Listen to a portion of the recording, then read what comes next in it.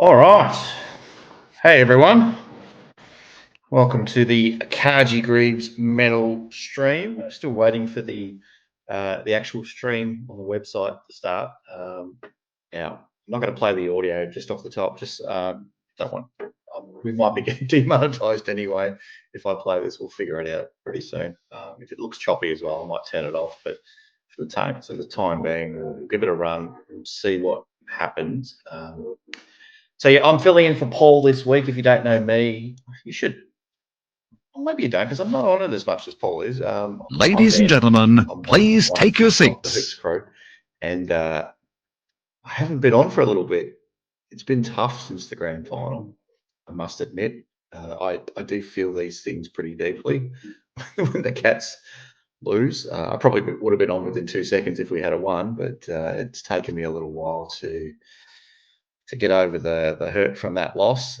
Probably not the worst grand final loss that we've had in terms of the opponent and the stakes. Well, the stakes are always what they are. It's a grand final. Don't be silly. But yeah, we didn't lose the whole. We beat Hawthorn in the prelim. Felt like that was our grand final in many ways. Brisbane just too good, really, weren't they? They were incredible. So they probably deserved it. And who was the other team that we lost to? Richmond. I hated losing to them just as much as, well, not as much, but almost as much as losing to Hawthorn. So in 08, 1989, I was pretty young, so that was fine. But yeah, it's been tough. The Cats we gave ourselves a chance. The Jeremy Cameron tackle, which led to a turnover, and the Max Holmes goal was front. I think or 11 thereabouts. Anyway, gave us a red hot chance, and then it sort of just fell apart a bit, didn't it, towards the end of the third quarter. And if you're at the game, maybe you still felt like we had a chance going into three-quarter time, but I pretty much felt like it was done. I felt like that might have been the end of it. But couldn't see us coming back. It would have taken something absolutely heroic. And well, ladies and gentlemen, really showing it. Ladies and gentlemen, if I could please ask you to take your seats, and we will begin the formalities of the evening. Am I going to be able to hear him? I don't know. I've got my headphones on. We'll wait and see.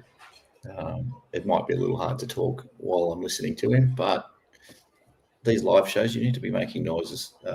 Hello to everyone on the chat, I should say, while we've got a few moments. Thomas, are you a new member, Thomas? Thank you. Thank you very much for joining us. Hello, Shadu. Thank see you there. As we begin our night, would you please make welcome Wurundjeri Elder Bill Nicholson with our welcome to country. Chat, Jackie. Yep. Thank you, Thomas. Oh, he's just left. He's gone, and he's back. Thank you so much, Jared, for that very kind introduction, and thanks to the Geelong Football Club, the greatest team of all, for allowing me to. I actually can't hear anything now that it's actually playing.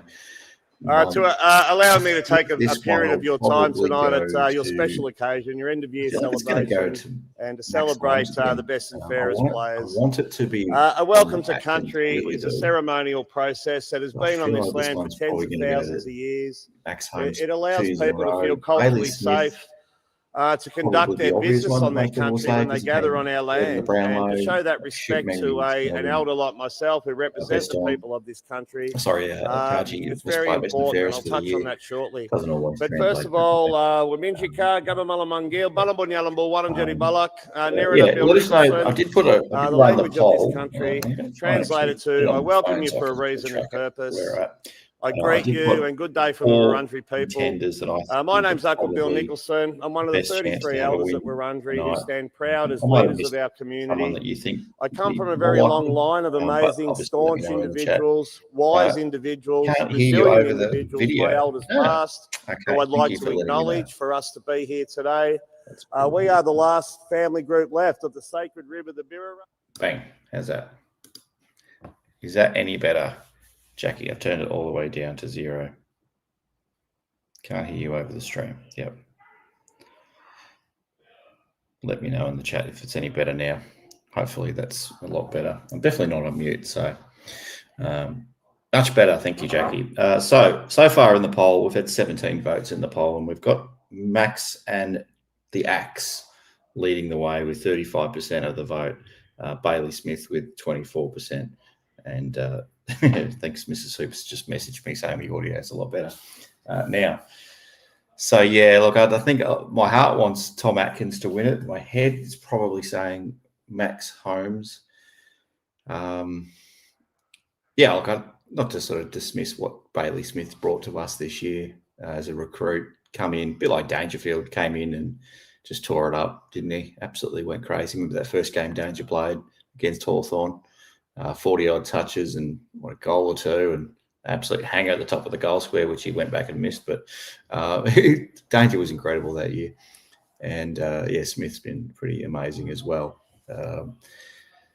But while this is going to be a long night, I suppose, there's a little bit of news probably bouncing around that relates to some Geelong stuff. I guess the big one, probably, I think it's the biggest one, is the James Warple news. Is it news, though? We kind of knew it was happening for a long time now. James Warple, Hawthorn mid, has indicated he's going to Geelong. He's a restricted free agent, so yes, he probably will end up at Geelong. However, Hawthorn can match any bid that Geelong puts on him. I suspect that Hawthorn won't do that. I think they'll be happy to let him go freely. And, yeah, he'll play his 4 years at the Cats and hopefully a lot more than that. And the Hawks will bring through some other youngsters. They've got a very deep list at Hawthorn. They've got a lot of young guys that can easily sort of fill that spot. And maybe they've got too many of the James Warple types there as it is. So I should say I don't know how it helps Geelong a hell of a lot, really. We'll see what happens. I'm curious that we haven't offered a contract to George Stevens yet. I'm wondering what's going on with that. The other news today was that Ivasic, if I've pronounced that correctly, apologies if I haven't, and Rechko have been told, thanks for your services, but on your way, which is really sad. So, but it happens. It does. It's sad, but it's a reality of AFL football that clubs need to turn over their lists. It's a requirement that they have to turn some list spots over. And that's what happens every year. So unfortunately, those two players were rookie listed players and have moved on. Will be moving on. Slim chance they'll get re-rookied or picked up in the draft, but I doubt that's really what the thinking was, the planning was around that. So they're on their way. I really did like Rechko though. So I'm sad that he's had to make way. I thought he showed a lot, at least in the first half of the year. Jake Botel from the Chaps on the Hoops crew put out a video today. If you haven't checked that one out, check it out. But yeah, Jake watches all the VFL games and equally impressed with Rechko. Probably, I think you were saying the first third of the year was really impressive, and then probably just got exposed. A few of his weaknesses got exposed a little bit, especially defensively. Really good going forward, but and just would run all day, but just wasn't able to stick too many tackles, and just Geelong's just full of the same type of player, really. So you've got to make some tough calls on some players, and unfortunately, he was one of the few. Obviously, Mitch Duncan's already declared that he's retired and is moving to the West Coast Eagles to take up a role in their footy department as an assistant, I believe, or development, or something along those lines. So, g'day, Kate. Welcome to the chat. So happy to have Tanner back next year. Now, there was reports recently that a well-known sports person was cleared of a rape charge. I'm not going to name the person. It's still the suppression orders and all that sort of stuff. But yeah, you know who we're talking about. So I'm not going to go on about it other than to say that's happened. And what it means for Geelong, I don't know. Yeah, we'll see. We'll see what happens there. We're coming into the free agency, and that'll soon be followed by the draft period. So, who knows what will happen over the next few weeks with that. I suspect there'll be a little bit of movement, you'd think, especially if we're trying to get really creative and bring in a ruck in Rowan Marshall. We're going to have to get very creative to bring Charlie Curnow to the club. I can't see it happening, but you never know. You never know. Someone might put their hand up in the next day or two and say, I want a fresh environment, or I want to chase another 100 grand on a pay packet, and I reckon I can get that somewhere else, maybe at Carlton or maybe it's part of a three club arrangement. Maybe you can get it through somewhere else, but I don't want to lose anyone. Clearly, I don't. Names have been thrown around. Like, what about Brad Close? What about this? What about that? Like, get stuff. Not giving up any of the stars. Not giving them up. Can't even start the stream on time, says Paul. Paul, I was just trying to honour your legacy by not starting the stream on time. I'm trying my best. There you go. Look at that. Got the little thing going there too, the ticker. I'm going to try and get creative with the ticker tonight because I never use the ticker. I never actually use it. Jared talking about the cat's grief and this being group therapy. Yeah. I don't know. Yeah, it sucks. Get some audio from the stream going. Just play it like I can't. That's the problem. I can play it for you. I'll do that. I'll do it for you. I can't hear it at my end, which is a little bit frustrating. I'm not sure why that's the case, but I'm going to put it at 12%. Let me know. And thus by August, he made us believe in an idea. Yeah. Yes, probably was referring to PGL. PGL is the place to be if you need a virtual hug or a high five when you have a win. I think there's no other place to be, is there? The Paul James show on a Thursday night normally is the place to be if you want to get up and about and excited for the game ahead. Paul's actually on holiday with the family at the moment. He's in the chat. Hello to Paul in the chat, but we are giving him the night off. He's roasting marshmallows by the fireplace in his Ninja Turtle pajamas. So he can't make it. And wouldn't have had these kids. What? You can't even spell Paul. That's we played spoiler. Why don't I get We provided the only thrill there was on election night. Get on it, Paul. I wonder how many beers Paul's up to at the moment. I'm going alcohol free tonight. I did look in the fridge and saw there was a nice bottle of red in there. It was half drunk bottle of red. I thought, but we do have the hoopies on Monday night. Monday nights are not a great night for having a drink. It should be said. But it's sitting there, break in case of emergency. 0 beers for Paul. 0 beers. Yes, so Paul's enjoying it. I'm not sure if Paul's on a cabin type of trip or he's in the old-fashioned tent, Dingo Stole My Baby style, or if he's in a little murder motel, 3-star murder motel somewhere. I'm not going to dox him. I could dox you, but I won't. I don't exactly know where he is. I know roughly where he is, but I'm not exactly sure whereabouts he is at the moment. But hopefully he's watching. Hopefully he's watching the count on the Cats website and checking in every now and then as well. This is really hard when I can't hear a damn thing. That's okay. That's what happens sometimes. I think it's I'm playing the stream on one of the browser tabs, and I can only hear myself speaking, but I can't actually hear the other one. So hopefully it's not too loud. No one in the chat said you can hear it or it's too loud or too quiet, but that's all right. For the first time since 1963, we knocked Hawthorn out of the premiership race. If nothing else, celebrate that. I like that we've got Jared this year, because haven't we had Hamish, McLaughlin, and God, what's her name? Former newsreader. How have I forgotten? Jackie Felgate, I think it might have been. Hamish McLaughlin, every time I've been twice or 2 or 3 times, and every time I go, he'd be shushing the crowd the whole time. Shut, like, mate, just relax. We're in a good mood. This is in 2022 after coming off the premiership. We're excited, mate. Let us enjoy it. Goodness sake. Have we seen? Is it Baz is disqualified after the Mad Monday? Don't know. I could weigh into that. I don't know if I want to the Mad Monday stuff. I think it's probably fair to say if you speak to 10 people on the street, 5 people will say one thing and 5 people will say something else. I think the Cats will probably, it's like with a lot of things. I think everything sort of has its day, and maybe it has come time to sort of move along and find something else. But it was fun while it lasted. I'll say that. I got a lot of laughs out of the Mad Monday stuff over the years, but I think this year will be the last year of the dress-ups, or at least publicly anyway.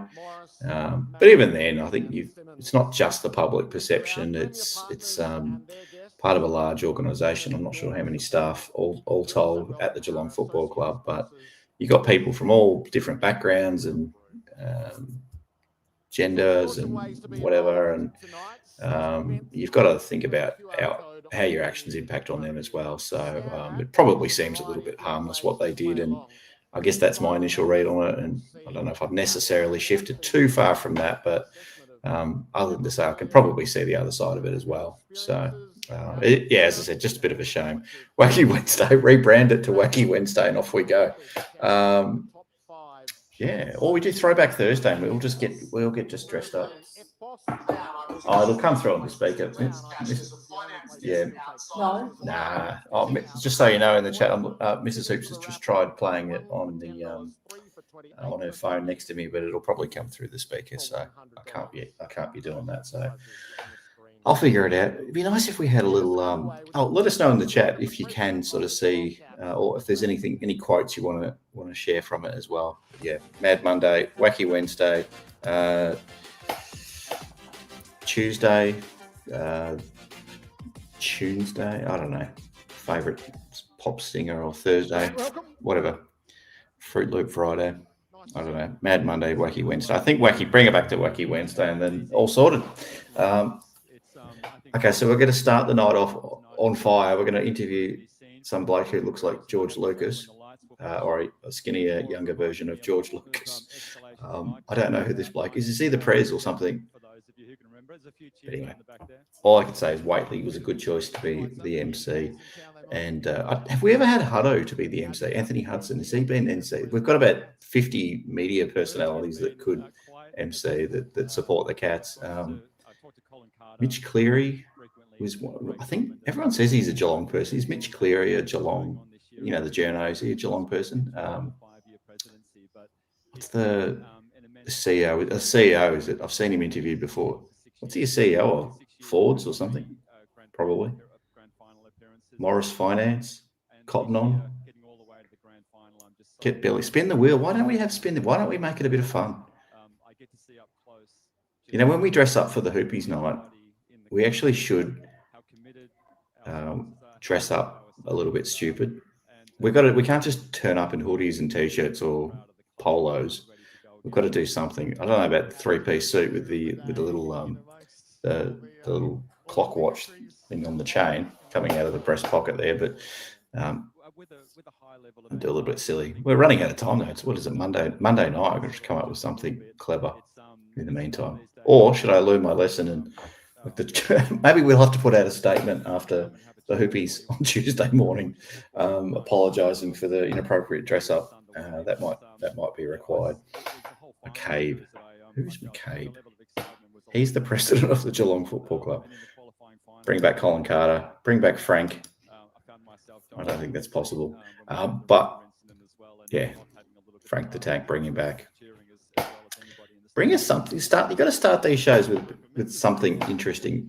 If you're at the count tonight, and I don't imagine you'd be watching this stream while you're at the actual count, but if you are, feel free to give us a buzz during the break. Let us know if you want to jump on, and we'll do a live stream from the actual count in the what is the break area, or wherever you walk in. If you've never been to a count before, I've been lucky enough to go to, I think, 2 or 3.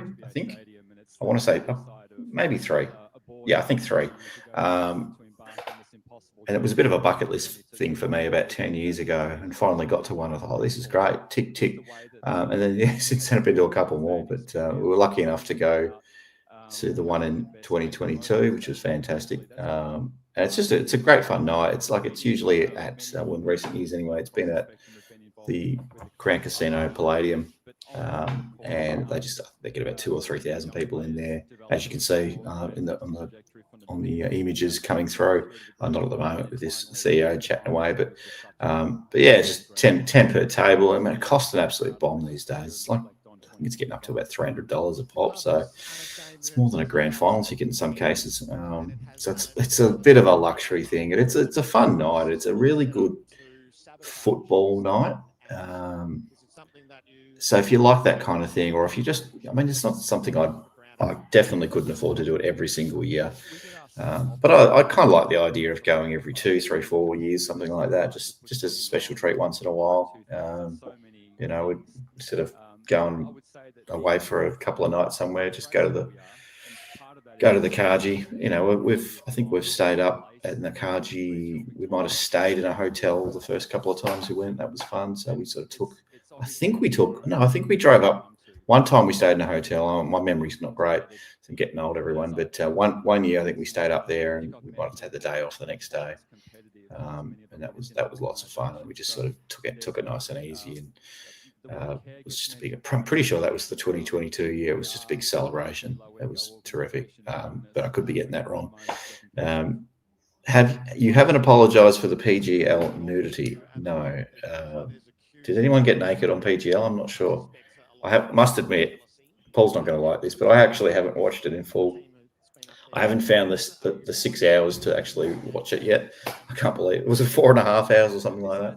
How did it go that long? The post-Hoopy statement will read, "We apologise for nothing hard enough." GTFO. Yeah. No, we'll put a statement out. We'll put something out on the Tuesday, because I'm sure there'll be some shenanigans going on the Hoopies night that we're going to have to sort of make up for. We definitely don't want to upset the footy club. We're still holding on hope one day that they'll welcome us in with open arms, to embrace us as a content creator, and give us some access to some players and all that sort of stuff. We suspect there's some players that might tune in once in a while and to see what we're all about.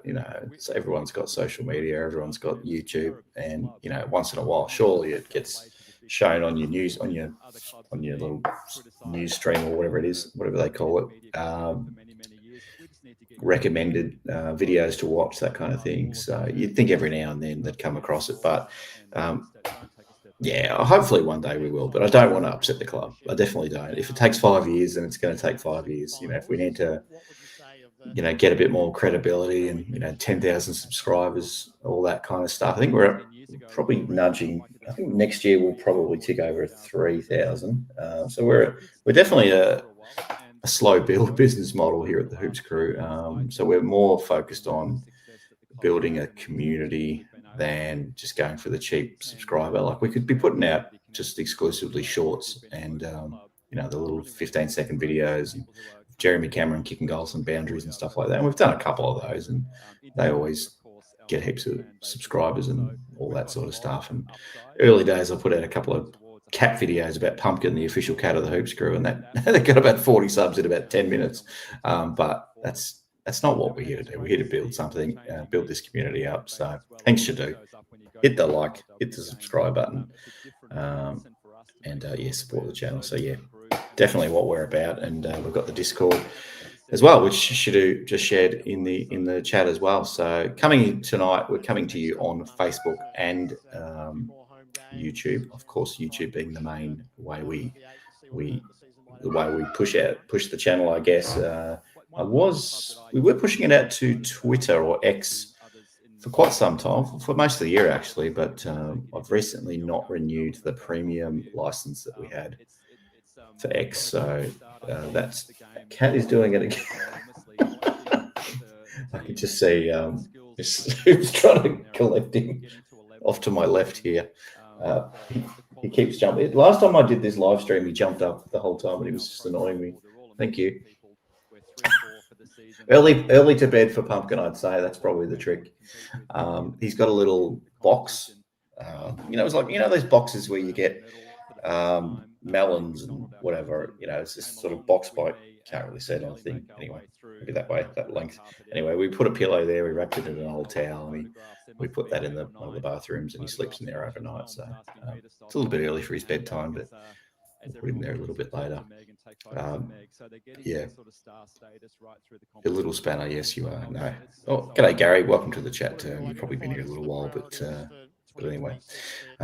So yeah, no, it's good fun. Like the Carji's a good night. It's as I said, it's a bit of a footy night. You're surrounded by Geelong people. It's obviously a little bit somber this time of year, as it is most times. You're usually coming off a losing season, as in you've come off a final that you've lost, or you haven't made the finals. Very rarely in the last 18 years have we won. Rarely. 4 years for us, but we've still not won it 13 or 14 times in that period. So more often than not, you're coming to these events not feeling terrific. You're feeling a bit sad that what could have been, 40 minutes of footy on the weekend just gone that maybe could have been a little bit different. I didn't feel like we had it on our teams for all of the whole day. Really, really proud of the way they hung in there, and they're an absolutely professional outfit, and you'd expect them to. But yeah, did sort of see it. Like at some stage, it felt like Brisbane were just going to break this one open. We just weren't clicking all day. So it was meant. Well, I say it's meant to be, but maybe in years to come, we'll look back at it and go, well, maybe it was the grand final that we had to lose, and it was the one that fueled the fire for some of the boys a little bit more. Max Holmes got his taste of a grand final. You don't get given premierships as much as he probably thought the next one he's in, he's going to become a premiership player. Unfortunately, he's going to have to do it the hard way, and hopefully he's got a bunch of blokes around him that and support staff and everyone involved, the club and fans and everything, that just really get behind the club over the next few years, and hopefully we can pinch one along the way. They're bloody hard to win. They're really, really hard to win. So yeah, these nights are, they're good fun. I think it's not been quite a week since we lost the grand final, but there'll be a lot of sadness in the room, and there'll be a lot of players that'll be feeling like they've let everyone down. They shouldn't feel that way. But if it's me, if I was out there on Saturday and I didn't put in my worst game of the year. I mean, I think it was the highest score we conceded all year. A lot of players had their worst game of the year. Some of them their worst game in about 5 years. And yeah, they'd be feeling pretty rubbish, but they shouldn't. We love them no matter what. We're disappointed as well. Some of our worse moments, we've probably been a little bit critical publicly. I put a tweet out the night of the grand final, something along the lines of, we didn't turn up, we gave up, and then I wanted to throw up. But I kind of felt like that was genuinely how I felt. But sometimes I feel bad for actually going with some of that stuff publicly. I try to be as authentic as I am what I am. I sort of tend to wear my heart on my sleeve, and I wouldn't say I'm overly analytical about the Cats. I tend to sort of just go with how I'm feeling. That's a nice little goal there from Dems. It's nice seeing some highlights here. I might just actually take a moment and just sort of watch this a little bit. Bailey with the headband. Are we going to see the Bailey headband again in 2025, or is he like, no, I'm going to freshen things up. I'm going to do something a bit different. I'm going to shave the head off. Shave it off. Here they come, round two. Surely we don't lose this one. Under the roof against St Kilda Football Club, and Stengel's got us off to a great start. But these highlights make it look like we went through the year undefeated. It's great. And we'll put out a highlights tape at some stage in the next few weeks. But yeah, sadly, we just can't seem to beat St Kilda under the roof at Marble. Don't know what it is. And Shannon Neal never misses from 55 metres, including that big goal in the grand final, which was amazing. Oh, look at that mark from Sully. How good is he? How good is he? Start the count. Warple used to be really good, but he's a bit average now. Now, this game against Brisbane it's raining. It doesn't look like it's raining there again. This was delayed by about 3 weeks. It was meant to be the opening round game. but unfortunately we had the cyclone, so cyclone, whatever it was called, Alfred, I think, from Batman. So Alfred pushed this one back out, and I was glad. I mean, I think they were going to unfurl the premiership flag, which still hurts because they didn't beat us in the grand final last year, but that one hurts more considering how easy it was to beat Sydney that day. I think we all felt like we would have had Sydney's measure if we came up against them. Gee, they're getting through these rounds, aren't they? Round 4, 100 years of the Fords sponsorship. Congratulations, Fords. Is that it? I mean, I think they're sponsoring this for a few more years, but are they going to, at some point, they're going to pull the pin? Surely, at some point, that relationship has to end. They're not in Australia anymore. They're still selling cars here. Look at that gold. Look at that golden god. He's been better this year. I'm proud of the way he's bounced back. And Danger was on fire in the first third of the year, wasn't he? And they had to actually rein him back a little bit. Said, mate, we're going to park you in the forward line because we don't want you to go too crazy because we're saving you for the end of the year. But he just didn't listen. He went insane. Gather around. This was a fun one against the Adelaide Crows. Yep. We finished top of the ladder, as we know. But we just can't seem to lose at Adelaide Oval. I don't know what it is about Adelaide Oval. They're doing the rounds in counts 1 through 5. Yeah, all right. So we'll be able to see some stats soon. I'm expecting Dangerfield to be possibly leading the count at this early stage. I'm thinking Danger, maybe Bailey. I don't think Holmes started the year on fire too well. Didn't Danger have a little hamstring sort of awareness thing, and is that why he was just slapping it before? If I remember that correctly, I feel like it was something to do with that. Cats are looking good. Come on, show us some votes. Show us the votes. Come on, Jared. You're going to pull it up, Jared, or what? You're just going to talk a little. Oh, here we go. Holmesy, he's what? How? My boy Tommy Atkins, though. Bailey Smith 30. It's close. Look at that. Look at that. Jack Bose down the bottom there. Connor O'Sullivan coming 8th in the Carji. Crazy. That's crazy. Someone send me the screenshot of the votes in the Discord, and I'll be able to sort of pull them up at some stage. If someone's able to do that, if you're tech savvy enough to be able to do that, that'd be great. Who is this person? Should I know them? I suspect I should. They're definitely not, unless they look completely different. I don't think they play AFLW for us. Mark Corrigan and Taylor Hassett. Okay, all right. Yeah, so if anyone can share that for me in the, I'm not sure where I'll find it. Someone let me know the text channel that it's in on Discord, and I'll pull it up anyway. Anyway, while we're listening to Mark Corrigan, bit of a shame the VFL team didn't kick on this year. But it is what it is at this stage. I mean, Geelong just doesn't really prioritise the VFL team, I should say. The players are prioritised. The AFL listed players and their development is the number one consideration. And if you're contracted to play VFL footy for Geelong as a VFL player or a top-up player, you've just got to go into it knowing that's what it is, and hopefully you'll get some exposure to the system and facilities, and it's a good place to go to work and all that. And maybe you'll get picked up. I mean, that's where Tommy Atkins has come from, so it is a pathway. I mean, VFL, if you get a chance to play VFL these days, it's a lot easier to crack the AFL as a more of a mature age than it was possibly years ago. So that's it's definitely something worth pursuing if you miss out as an 18-year-old on the draft. But anyway, back to my personal Carji experiences.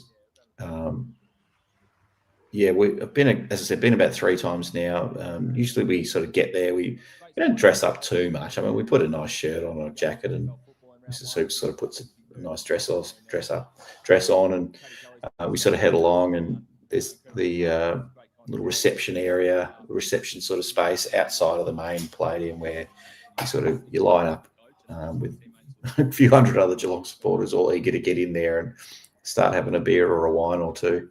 And then you sort of just mill around for about 30 minutes to an hour beforehand, and they're just handing out drinks, and this big sort of table in the middle where there's all these items up for auction, and you're like, oh yeah, do that, and then you realise how you're nowhere near earning enough money to be able to compete with some of the other people that go along to these things. It's just another night out for some of these other people.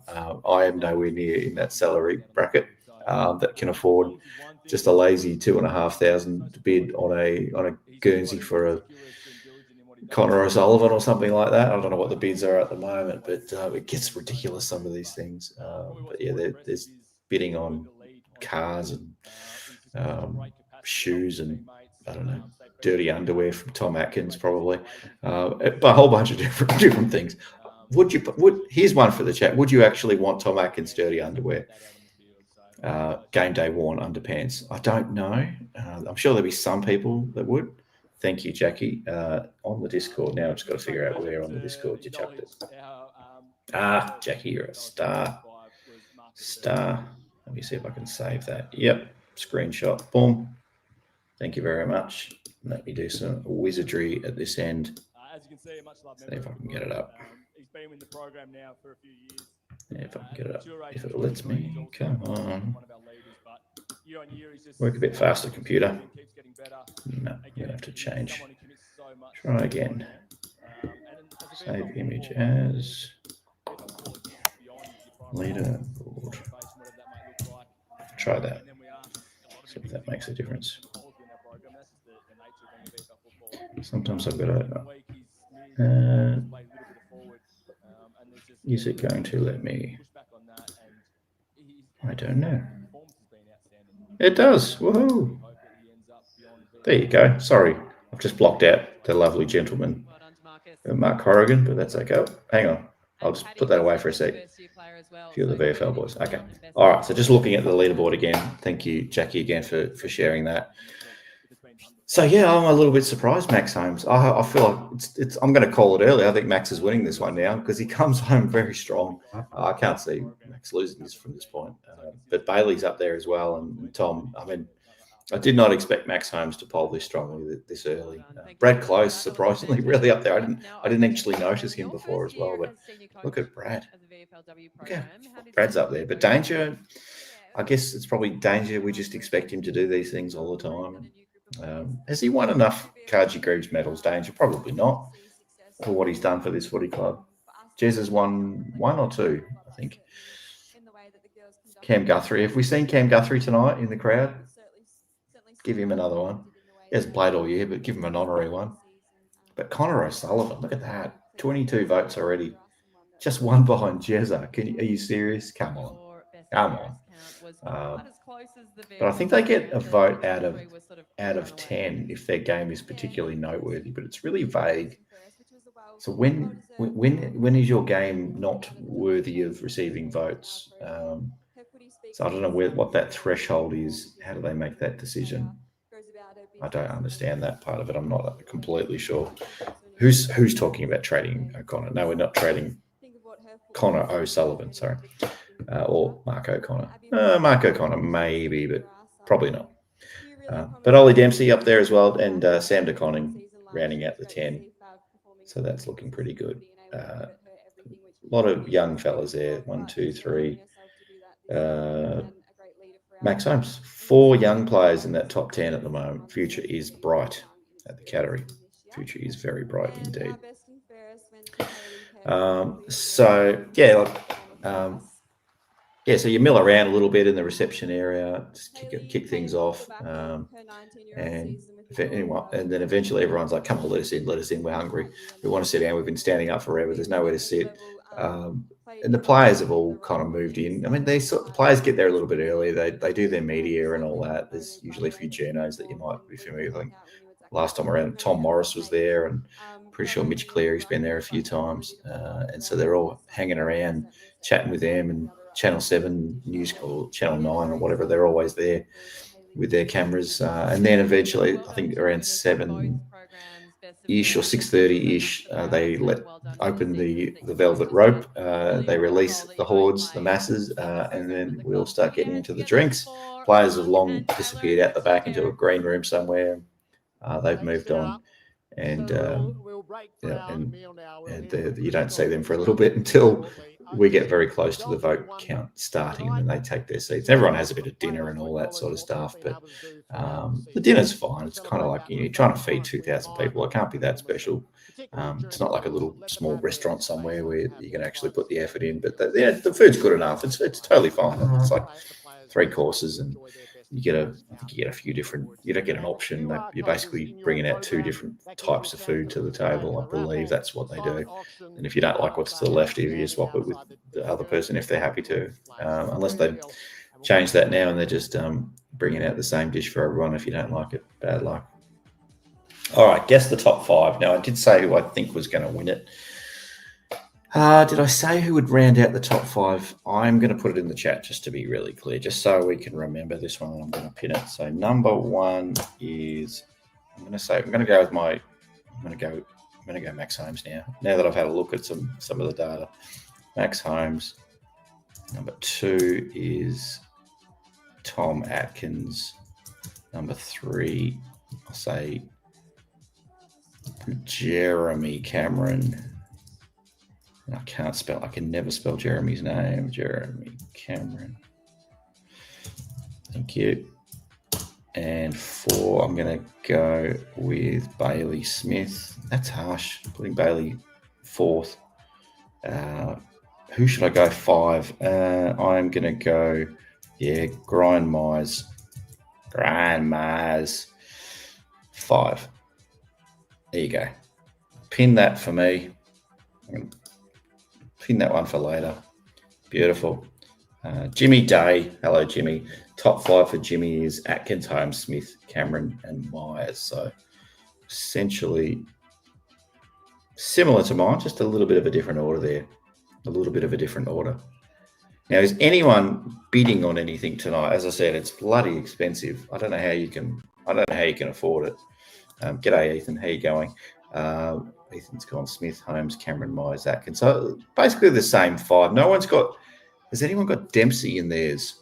I'm just scrolling through the chat if anyone's got Dempsey up there. I think Dempsey has maybe another one that started a little bit slowly. He's polling reasonably well. If we just bring up the thing again while these ads are showing, he's 19. He's not far off it. He's only 13 off the lead at the moment. Do you get double votes for finals? Because he would have killed it in the finals. I think he would have killed it in the finals. I'll leave that up there for a little bit. Jack Henry is another one. Could have been. Yeah, Jack Henry. Photos just dropped on Insta. Oh, let's have a look. From the Cats. Hang on. I'm doing this for my benefit. Clearly, just for me. Come on, where are you, Geelong? The club photos. Oh, here we go. Tom Stewart. Looking good, Tom. How's your hand? Hand's fine. Lawce. Jack Bowes. He's a handsome devil, Jack Bowes. Jack Henry. Chesler with the arm in the sling.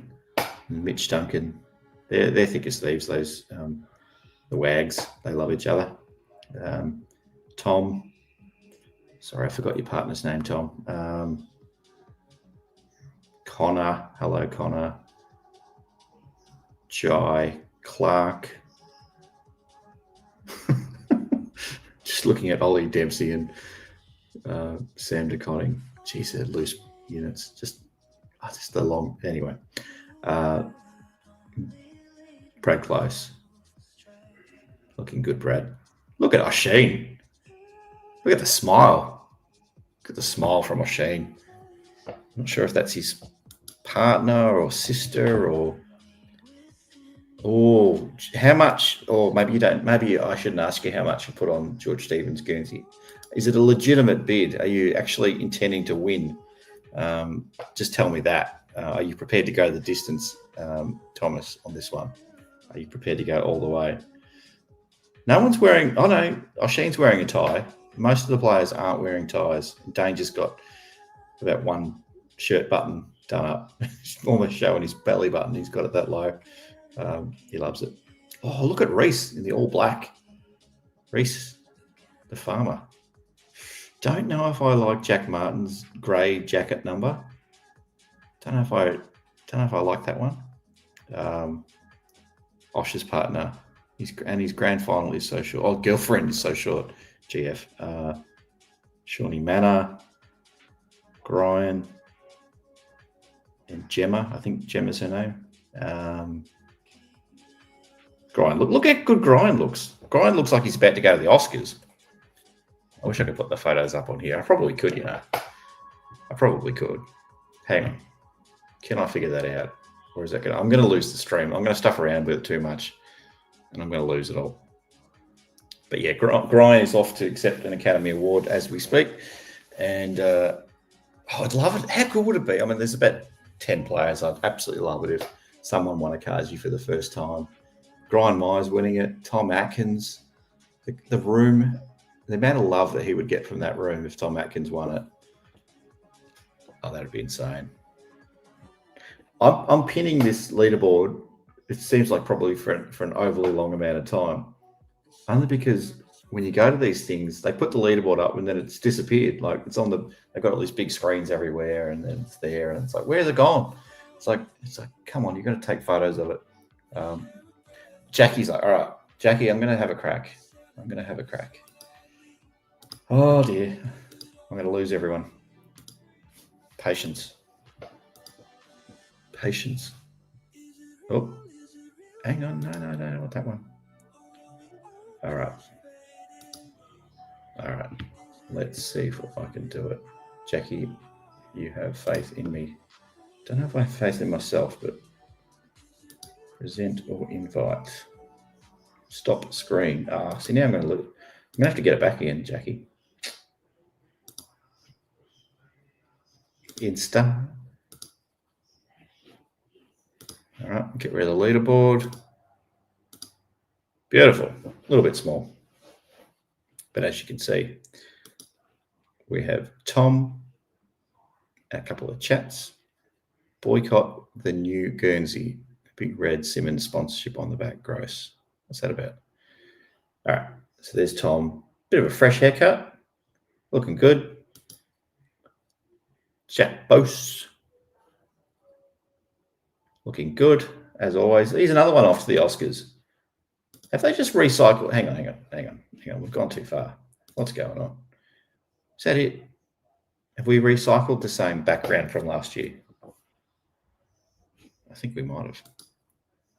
Thank you, Patrick Rechko. These aren't the photos that you're looking for. All right. Where's the rest of them? No, that's that it. Maybe I'm missing some. I'll try some more. Here we go. Right, that's it. That's all I've got. Where are they all? Am I looking at the wrong thing? Yeah, that was a fail. Absolute fail. Anyway, we shall go back to the normal screen. Let's do that. Carji Greeves, and we'll look at some sponsors. Beautiful. Well done. The Hoops Crew is not a sponsor of the Geelong Football Club at the moment. But it is a good opportunity to give a little shout out to our sponsor, though, isn't it? Good opportunity? Let's do it. The Hoops Crew Media Network is proudly sponsored by Cyril Cook Florist. Visit them at Shop 12, 11 Leather Street in Breakwater. Phone them on 035 222 2244 or visit their website at www.cyrilcookflorist.com.au and use the offer code GOCATS in the voucher field at checkout to get 20% off your next online purchase.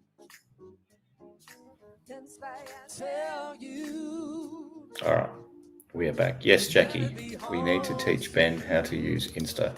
I agree. I usually use Instagram on my phone.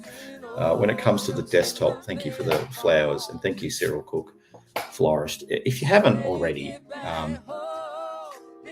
it's nearly we're getting to Christmas. We are getting to Christmas, and it may be time to send some flowers to a loved one. So don't forget to use the 20% discount if you go online in the promo code there. Drop that one, and you get the 20% discount. Tell them we sent you. I don't think you can comment, actually. You can put it in the notes. Lots of love from the Hoops crew if you want to, but you probably want to send the flowers from yourself, I'm assuming. But yeah, thank you to Cyril Cook Florist. They backed us way back in the AFLW season last year, and they've stayed with us the whole way through. So, we're just a little small YouTube channel, and they've shown a lot in us, and we have grown significantly in the last 12 months, and we're on a trajectory. We'll continue to keep growing, and we'd love to keep working with them, but we'll see what the off season sort of looks like in terms of sponsorships and so forth. So, but yeah, thank you, a huge thank you to them for all their support over the journey. We could not have done what we're doing without you. I mean, StreamYard itself costs about $600 or $700 just to pay for a subscription for that. So, that gets eaten up pretty quickly. But yeah, we really appreciate them, and Shannon Pizza as well, who don't sponsor the Paul James show, but have been a great sponsor of the post-game live show since opening round this year. Anthony down there at Shannon Pizza on Shannon Avenue had a chat. Me and him were having a chat before the season started, and he was keen to get involved, and he's a big Geelong supporter himself, and what goes way back, and knows knew a lot of the players from the 07, 09 and 011 sort of era, and just wanted to sort of do his bit and help us out as well. And we basically said, look, we just want to give away a pizza every week on the show, and he was keen on that as well. So we'd love to do it as much as we can for them, support them, and hopefully Shannon Pizza will be keen to sort of stay on in next year as well.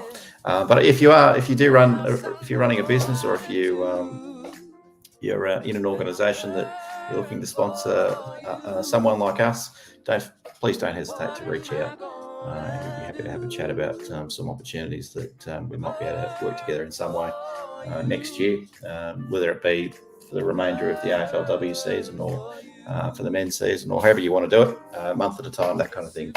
By all means, reach out. All right, so while we're just going through some ads here, I'm going to just have a look at some AFL news, because there's a fair bit happening at the moment. The Clayton Oliver one, we haven't touched on that yet, but it's probably a good opportune time, because he was very close to coming to Geelong. Well, at least we thought he was. Last year, he'd taken a trip down our way and bumped into Danger, or had a meeting with Danger, and then Danger rung up Reese and said, mate, I'm bringing someone over, and before you know it, they've opened up the farm gates, and he's driven up the 3 kilometre driveway towards Reese's the mansion on the estate, on the Stanley estate, and the big farm, and they've caught the elevator down to the 19th basement level, and where Reese's secret Geelong recruiting headquarters is. And they had a chat with Clayton. They said, mate, are you interested in coming? And he was absolutely sold, and raving about the cookies and the sponge cake that we'll put out for him. But he was keen to come to Geelong after that. But it wasn't meant to be. I think we offered a fair bit. I think we were offering him a 6-year contract at about $1 million a year, I think, something like that. Melbourne was probably going to have to pony up a little bit of that, but we threw in a first-round draft, a future first-rounder as well. But yeah, Melbourne said no. They said to Clayton, "You're not going anywhere. You've agreed on a long-term deal with us." And 12 months later, they've told him to fuck off. So pretty harsh, this footy industry, isn't it? Really. You needed to get, and that's the bloke, I mean, whether it was the right fit for Geelong, I mean, that's debatable, but the bloke was desperate for a change of scenery, had a lot of stuff going on, and just needed to get out of Melbourne and just get out of the big city, and just Geelong seemed to be the right fit for him at the time. And Melbourne insisted that he wasn't going anywhere, and they wouldn't hear of it. But, Simon Goodwin's out the door, and in comes Stephen King, and Kingy, to his credit, he's basically trying to make this team in his DNA, and he doesn't see Clayton Oliver being a part of that. And really feels like since the Petrarca news broke that he was looking to play for another club, it feels like they've maybe gone away from that idea of playing finals, and now they're just accepting the fact that they're going to have to rebuild or reload. Probably not reload, probably looking more like a rebuild now. Getting rid of everyone. Stephen May's out the door, possibly. They've told him to look at another club as well. Look, no one's actually left. I mean, Petrarca and May and Oliver could still be there in 2026, but they've basically given all three their blessing to look elsewhere. So, and who knows what that means for others? What does it mean for a bunch of their sort of second tier type players? Max Gawn, he's not going anywhere. I mean, he's one of the few captains that just has decided to stay put. But yeah, Melbourne's a rebel. My mic is on. Apologies for it sounding a little bit weak. I'm not rocking the proper mic at the moment, Flash. I'm sort of in a different room in the house where my normal setup was. I probably pulled the pin but I sort of made the move to the indoors a little bit too soon because it was just so cold out there, and I was like, I need to sort of set this up, and I mostly work indoors. I work from home 2 or 3 days, a couple of days a week, and it's just like I needed to get the work setup happening, which meant I had to move some furniture indoors as well. So this is all riveting stuff, but essentially I don't have the proper audio set up at the moment. So essentially coming to you through the wonders of the MacBook speaker or the MacBook microphone. So that's probably why it's not as great as what it would normally be. So apologies for that. And to anyone else who might think it's a little bit rough. But yeah, the working from home, Jackie's absolutely awesome. I love it. I work from home every Wednesday at the moment, so that's only for half a day on a Wednesday, so it's even better. So I got the morning off to. Usually, what I'm doing is I'm writing notes for Paul's Thursday Paul James show, and then I'm getting up some graphics as well for the social media, and doing a little bit of housework and trying to go for a walk along the Bowen River once in a while. So if you're ever out in Bowen River on a Wednesday morning, you might see me once in a while. Haven't actually been out there lately. The weather's been pretty average, so. Wouldn't it be nice to not have to go to the office? I'm assuming some people listening to this maybe aren't office bound. You might be out and about on the tools, or digging up dirt, or I don't know, delivering boxes or whatever, whatever you do. But yeah, I tend to go into the office 3 to 4 days a week, and I'm at home 1 to 2 days a week as well, depending on the weekend. And my work's pretty flexible. If I need to sort of start a bit earlier or go home a little bit earlier, it's pretty good like that as well. But what has this got to do with football? I hear you say absolutely nothing.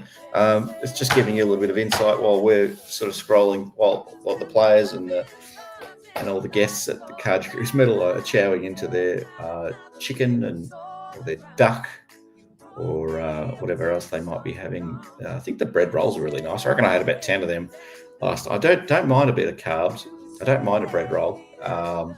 Maybe they might be into their 10th beer. Some of the guests might be trying to just wind their way through to the tables at the front near the stage to hopefully have a chat with some players. But usually the club and all the staff try to protect the players a little bit. And even if you do find yourself somewhere near them, it is pretty hard to get a word in, unless you're an absolute arsehole and you force yourself upon them. It's like, guys, just let them enjoy the night. It's bad enough. I've just lost the grand final. Don't make it harder than what it is. When we won the grand final, my partner, we made the effort. We tried to get up the front, so just to sort of have a bit of a look around than anything. And then Tom Atkins just happened to walk past my partner, and she goes, "Oh, Tom, you're my favourite player." And he's like, "Oh, nah," because that's what Tom does, doesn't he? He's like, "Oh, you're really good at AFL football." "Oh, no, I'm not." But I'm like, she's like, "You're my favourite player." Nah.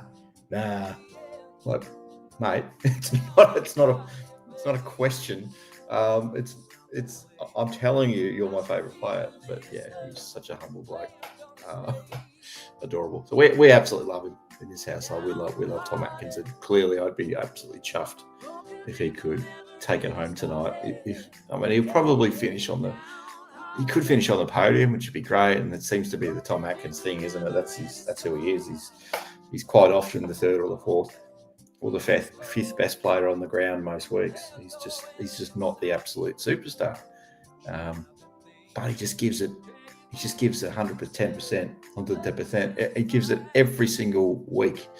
You very rarely see a bad game from Tom Atkins. So no wonder the whole Geelong community absolutely loves him. The Axe. Yes, the Axe. We love him. I don't know Tom Atkins, I guess that's where it came from, unless there's some other origin to it. John Longmire's called the Horse. I always thought that was to do with something, but maybe some horse-related thing, unrelated to middle stump nature. But yeah, the Axe, I assume there's just nothing special about that nickname other than it's similar to Atkins. So yeah.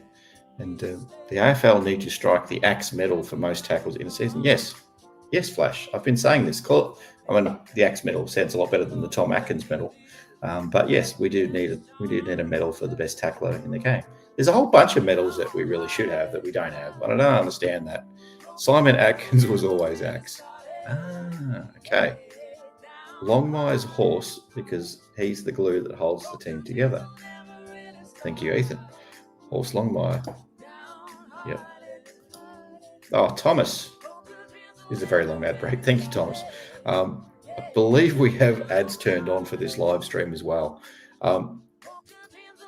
It is a little way we keep the lights on at the Hoops Crew, but I do apologise if it gets a little bit annoying at times, and I don't think we'll turn them off completely, but we might sort of have a bit of a strategy session about how we do sort of ads sort of moving forward, especially as the channel gets a little bit bigger and can probably sustain itself a little bit more with less ads. It might be the way to go. But anyway, I haven't even spoken to the guys about it. But, we want to put a good product out there, and we don't want you guys to be annoyed too much with an ad every 3 seconds. Yeah, we'll see how we go. But the super chats do help. The super chats are a way of turning the ads off. So, but appreciate that, Thomas. Thank you very much. Benjamin, what's happening? Benjamin Harris, he says. How you going, Ben? Have you recovered from the grand final loss? I don't know. I think we're all in a good mood tonight, aren't we? I think most of us are sort of starting to come around a little bit. I didn't want to go to work on Monday. I really didn't. I struggled to do that. Everyone in the room is having mains. Yes, they're all having mains. They're all probably going to the toilet for the third time. Last year, Gary Rowan was in the toilet. I wasn't in the toilet with him.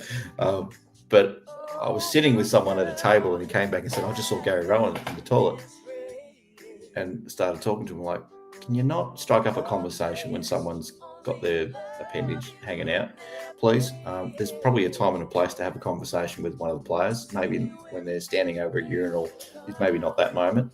But anyway, he couldn't resist, and he had a Guernsey that he wanted all the players to sign. So he basically walked around doing all that. Hello, if you're watching this, by the way. I just thought that was a little bit odd at the time, but maybe I would have done that too. Who knows? Maybe I have. I don't think I've actually spoken to players. No, I generally don't. I actually don't. I see them living in Geelong. I see them all the time. Geelong is a few 100,000 people, but it just seems to be where I live. And walking along the river, you see the players all the time as well. And you go into the club, and they're always there at the cafe at the club, like it's just any other cafe. So it's no big deal, really. So I don't really feel like it's appropriate to talk to them. And I'm mid-40s, and it's probably not something a guy in their mid-40s does. Runs up to a 20-year-old and says, "Oh, you're my favorite player." I like to think I say that they get enough of that from the kids, so they don't need it from me. I'm just happy to sort of watch them on the weekend and basically let them be human beings. Outside of that, I'll yell out to them on the ground, and Shannon Burns, former Geelong cat, running it these days. He'll run passes, and I'll scream out to him every now and then. But but leave the players alone when they're out there. This is the longest ad break ever, and I know it's a dinner as well as it's not like the Brownlow Medal where they tend to have the dinner before the vote count. They have the red carpet very early in the day, but the Brownlow Medal is for a TV audience, isn't it? So the Brownlow Medal is very much designed for TV coverage. So they hit the ground running at 7 for the red carpet arrivals, which is essentially, I think, a replay for the most part. By that point, they're already sitting down, eating their dinner, like at around 6:30, something like that. And then formalities start with Andrew Dillon and co at about 7:30. They usually sort of kick the formalities of the evening off, and then you're into the vote count 10 or 15 minutes after that. I mean, you all just saw the Brownlow. I'm assuming everyone saw the Brownlow, unless they don't televise it in other states, but perhaps.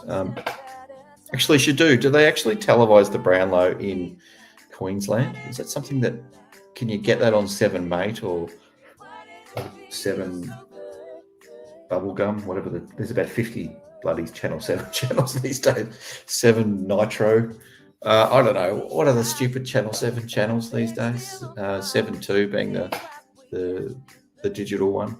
But yeah, do they televise the Brownlow these days? They must be eating all their 3 courses all at once, Jackie. I agree. 7+. There you go. But yes, they do. On the Brownlow, they tend to sort of get the dinner out of the way with early, and then it's pretty much drinks non-stop from 7:30 until the end of the vote count at, say, anywhere between 10 and 11. I think they're trying to get quicker and quicker as they go. Back in the day, the vote count would finish at about 11:30. It was insane. It was like watching the Wimbledon final at 2 a.m. sometimes. It's on the TV. There you go, 7HD. So maybe the Queensland market's starting to be a bit more interested. I don't know when the Dally M, if the Dally M is on in Victoria. I don't really watch Channel 9 too much. I'm assuming it's a Channel 9 event if it is on, but I don't really watch it. I wouldn't watch the Dally M anyway. I did watch the prelim with the Storm, and was it the Sharks?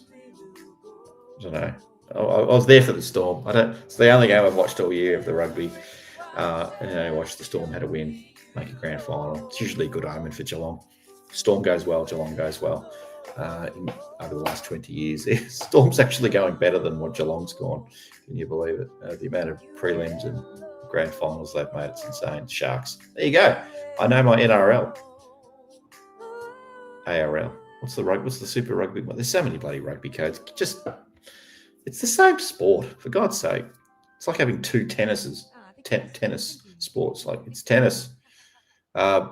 Stupid. Yes, I know there's singles and doubles, whatever. All good.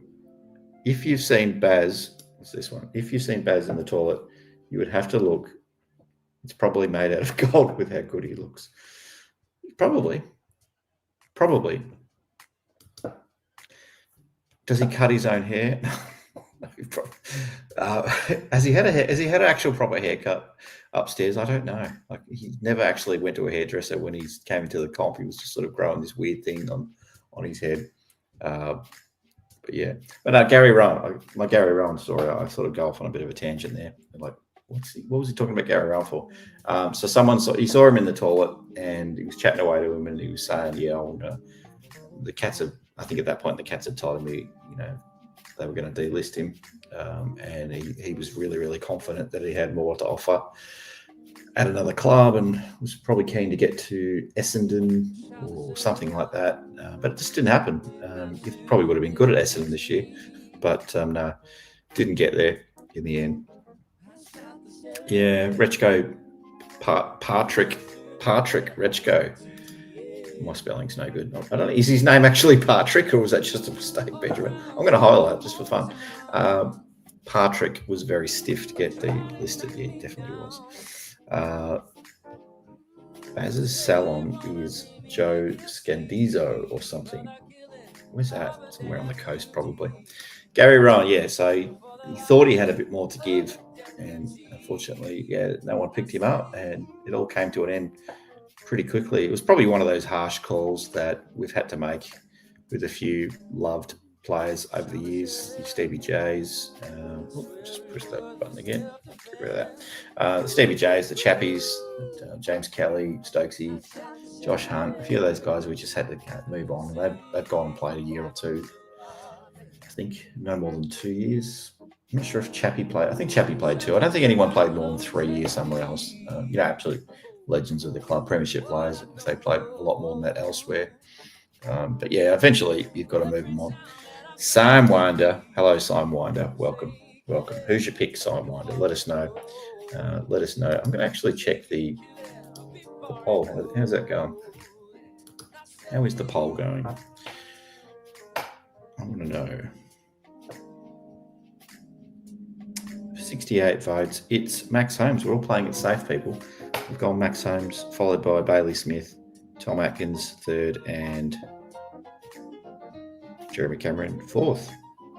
Imagine kicking 88 goals and finishing 4th in your own best and fairest. It's a hard sport, isn't it? It's a harsh sport. We should give Jezza a lot more love than we actually give him. But I know he kicked 11 goals one game, and he probably did all his good work in a handful of games, to be fair. And there was some games that he was good, but there was probably others that were better than him. That's probably the Tom Atkins story. Thanks, Simon Winder. Max, Atkins, and Smith. Yep, definitely. There's definitely those are probably. Most people would say they'll be on the podium. I mean, great to see Max on the podium again. Didn't we have Grind Myers up there last year in the top 3? So it'd be nice if we could see Grind there again. But if Max can somehow take it home this year, it'd be absolutely incredible. That'd be amazing. Now, while the ads are on, is there any audio on this on the club's stream on their website? Is there any audio coming through? Because I'm going to try and figure out why I can't get audio at my end, because it would make it a lot more fun for me rather than just hearing my own voice over and over. Let's see if I can work that out. Let's see if I can figure out how to get my audio. Tap. Ben's earphone output. Headphone external. Oh! Beautiful. Now I've got a bit of jazz going. Now I can dance. Come on, everyone, dance with me. It's Carji night. Let's go.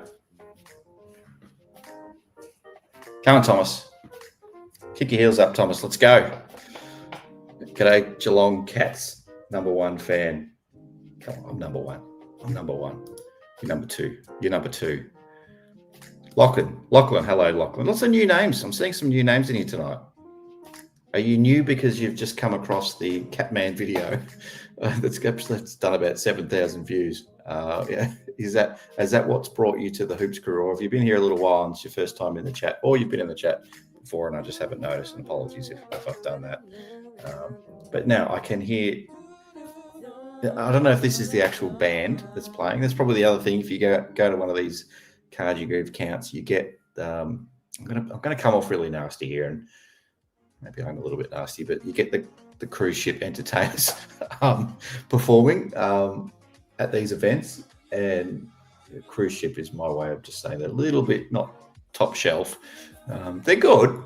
Don't get me wrong, they're good, but they're just, it is what it is. You're not getting your Guy Sebastians or your Anthony Calleas, or even though they're not top shelf either. But you know what I'm saying. Like, you're getting just some sort of weekend plotter coming along that's got a nice little gig in front of a couple of thousand people, but and they could sing a lot better than what I can. But you're not really there for the music, are you? It's not really the thing. They're not the big act, the big international act. We're not getting Ed Sheeran coming along on the stage, belting out perfect in front of 2,000 Geelong supporters. I don't think that would work. We're back. Ladies and gentlemen, if I could please ask you to resume your seats. Sit down. Shush. What's if he shushes them? You would just take a moment or two to resume your seats. Shush. The Love Boat. So we'll be making a run. See, I can't sing. That's why I'm not getting these gigs, Jackie. Turn it up, Ben. Thank you. Haven't you got your own stream Room going? to a hush, please. Shh, shh, shh, shh, shh, shh. It's a chance for us as we gather here to All right. remember those who have Turn it up a passed, little bit, those who have and I'll served shut up a little bit. as volunteers, as players at all different levels in memoriam.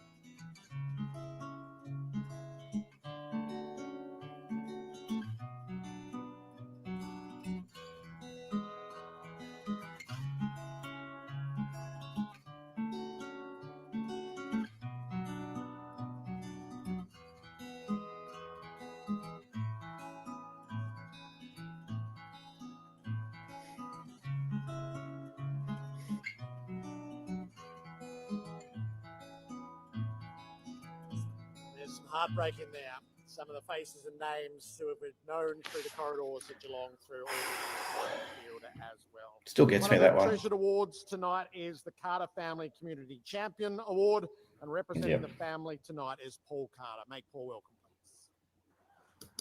please. I don't know if it's rude by turning it down a little bit. I'm just going to turn it down a little bit.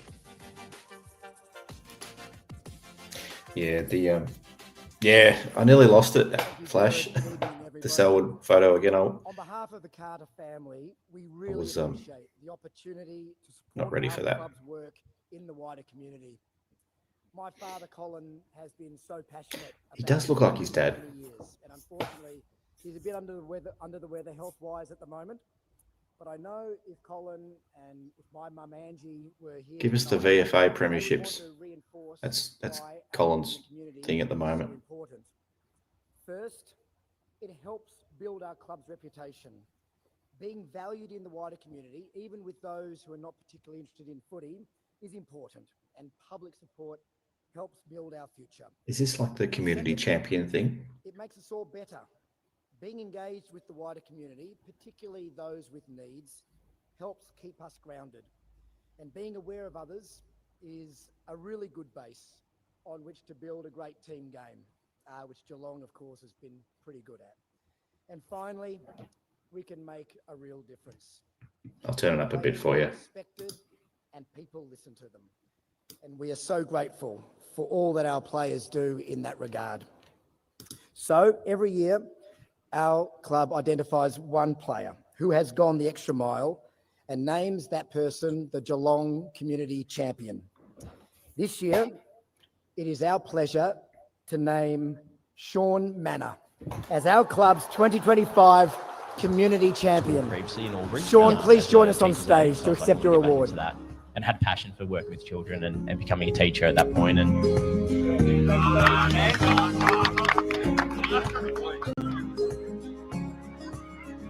Johnny.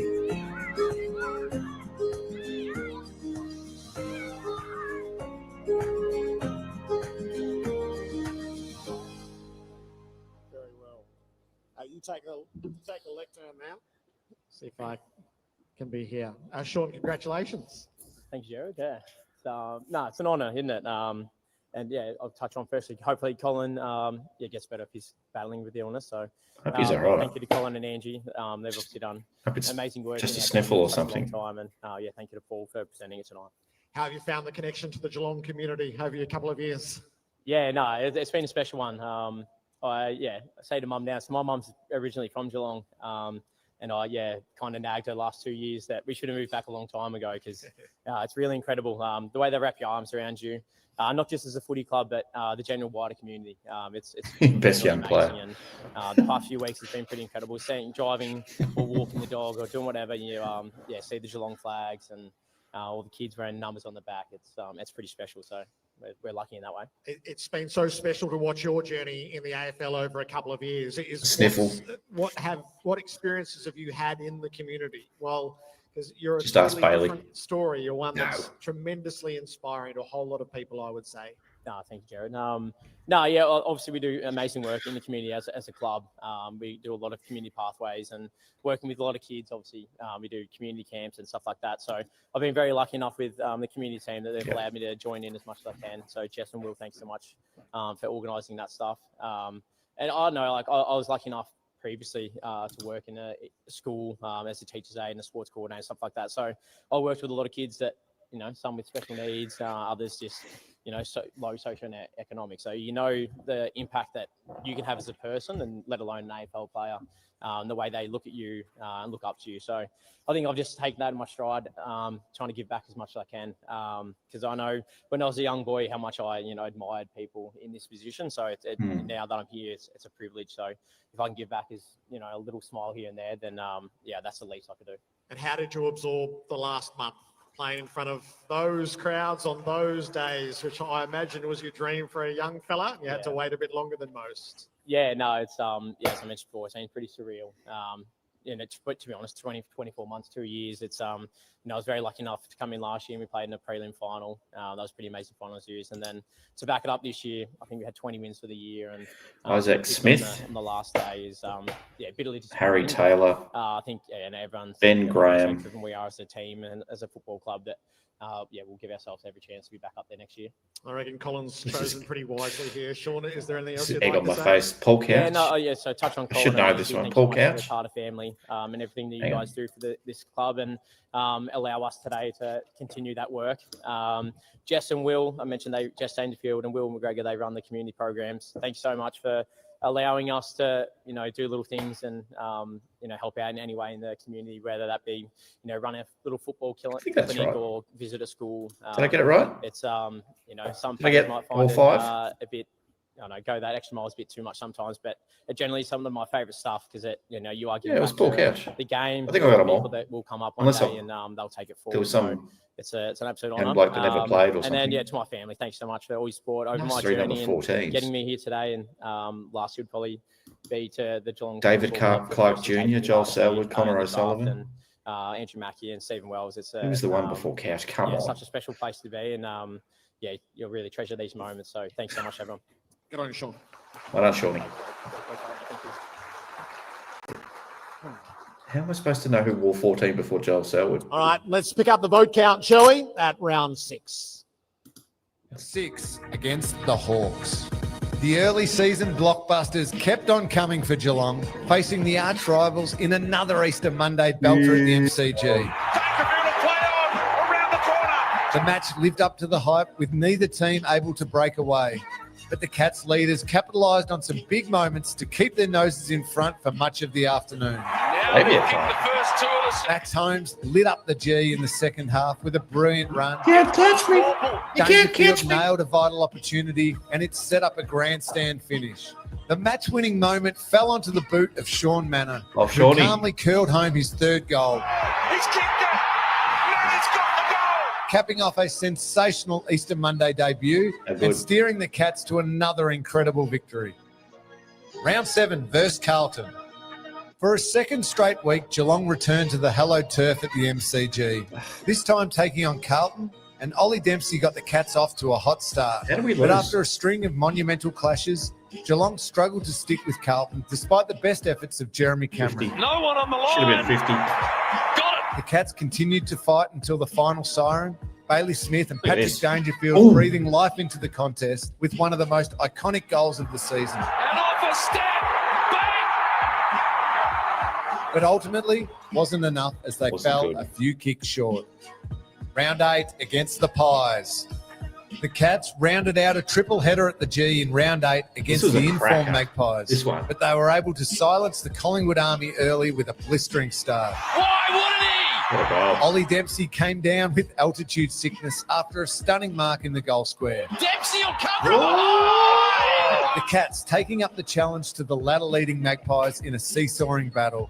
Ollie Wiltshire seized his moment in game number 2. Forward hits. explode. The Cats clawing their way back from a third quarter deficit to seemingly clinch a famous victory. Talk about captain's goals. Talk about that one. But Collingwood mounted one last challenge with a late flurry of goals.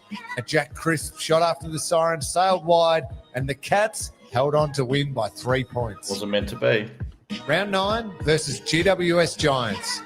After a month on the road, Geelong returned home on Mother's Day looking to get a monkey off the back as they faced the GWS Giants. The captain trying to inspire his side after a slow start. That is inch perfect. An entertaining first half saw the two sides go toe-to-toe.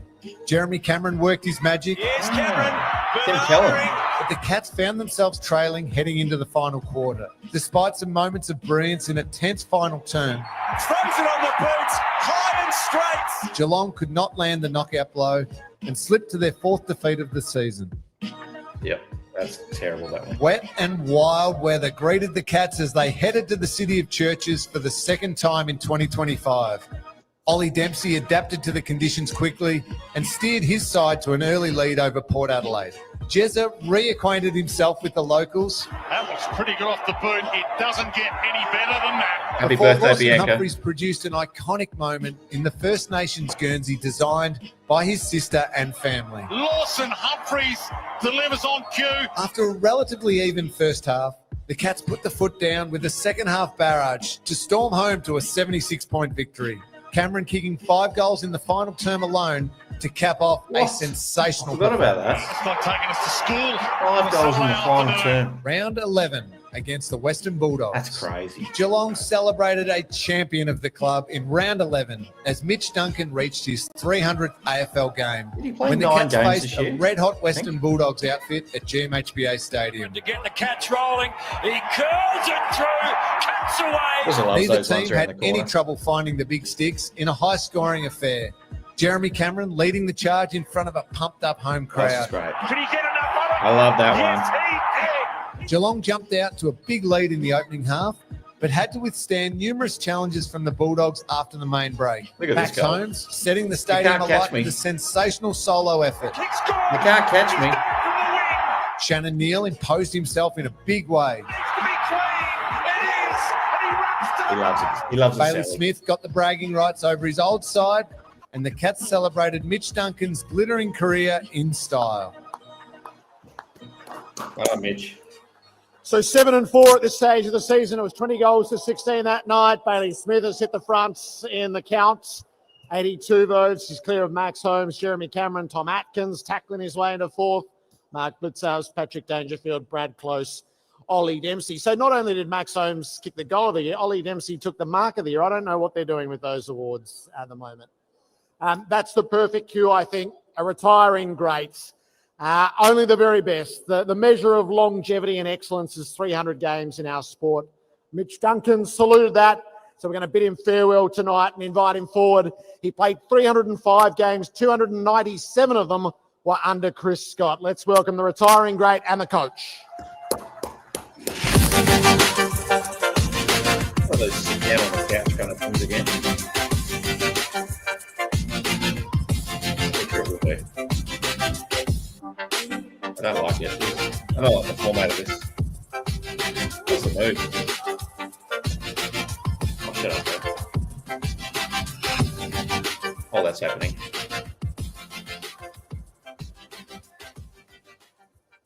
Mitch, how did you enjoy the lap on grand final day before it all got underway?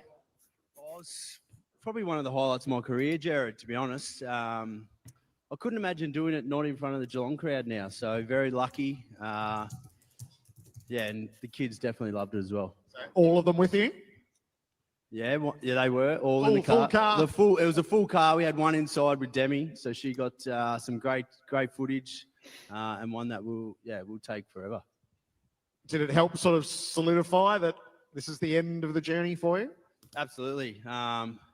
Really kind of content with how it all kind of played out. Yeah, you would love to be out there, but kind of understood that maybe I can't do what I used to do, and I was really content with that. Had great conversations through, the whole. What year are we in? 2025. What year are we in? 2025, and still felt like I could add great value to the footy club, coaches, and the players as well. So, yeah, really content with how it all kind of finished. So 8 games under the previous coach and 297 under this man. If you were to reflect on your time with Chris Scott, what would you share with us? Oh, geez, he's been one of the staples, hasn't he? He'd be definitely one of the top priority who I'd thank for giving me the opportunity and I suppose giving me the longevity. Yeah, I had my part to take, but he's definitely been a big part of that. And geez, I've learned a lot along the way. Yeah. How did you go watching on Saturday?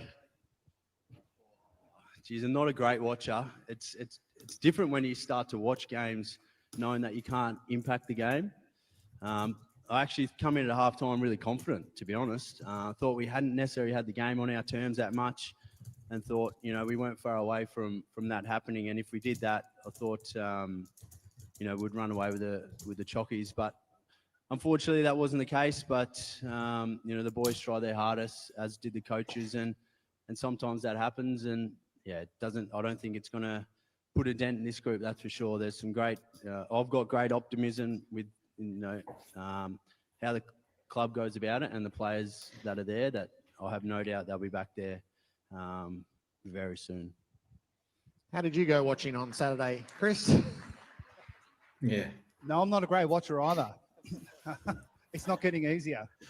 But I just go back to Mitch for a second. We did have a lot of conversation through the 25 season, and Mitch became a pseudo coach for us very early on. But I think even back to the conversations we had towards the end of 24 as well, and there was no doubt in our mind that Mitch could add value to us in 25. And there aren't many players that fit into this category, but he was certainly one that was going to be more than just what he could do for us on the field. Starting to have a few sort of challenges with injury and that sort of thing. Exactly.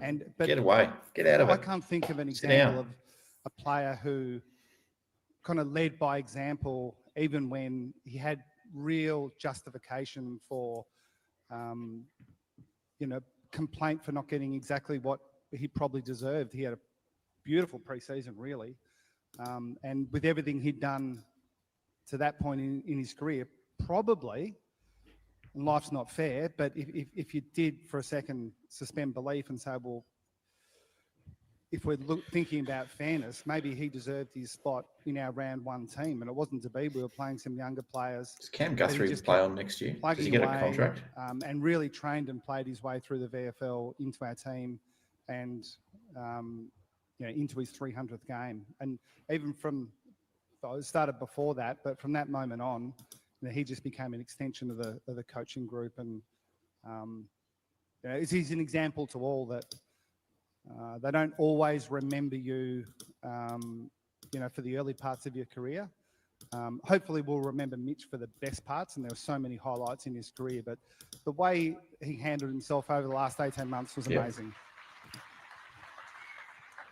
Probably. Are you in reflective nine games though, but yes, anyway, on what the journey of season 2025 was? No, I'm not sure exactly what those stages of grief are. Or is it grief? I'm Yes. still at stage one, so let's not talk about it. So they talk about the coach in his cave. I think it's a metaphor, although I think you probably do have a cave somewhere. I'm glad to see you're out of it. Well, under duress, but we could lose a pre-season practice game and I don't handle the next 24 hours pretty well. So it gives you an indication. Look, but look, you said it yourself, and we've talked about it a lot. Yeah, Reece has got a contract. It's the price of admission in this game. Unless he decides the longer you're in it, actually doesn't become easier. He doesn't want to do it anymore. I think it becomes harder because how he could walk away still, that feeling of. He might actually. If the Rowan one doesn't get up, he'll be for a year if he. Is going to be.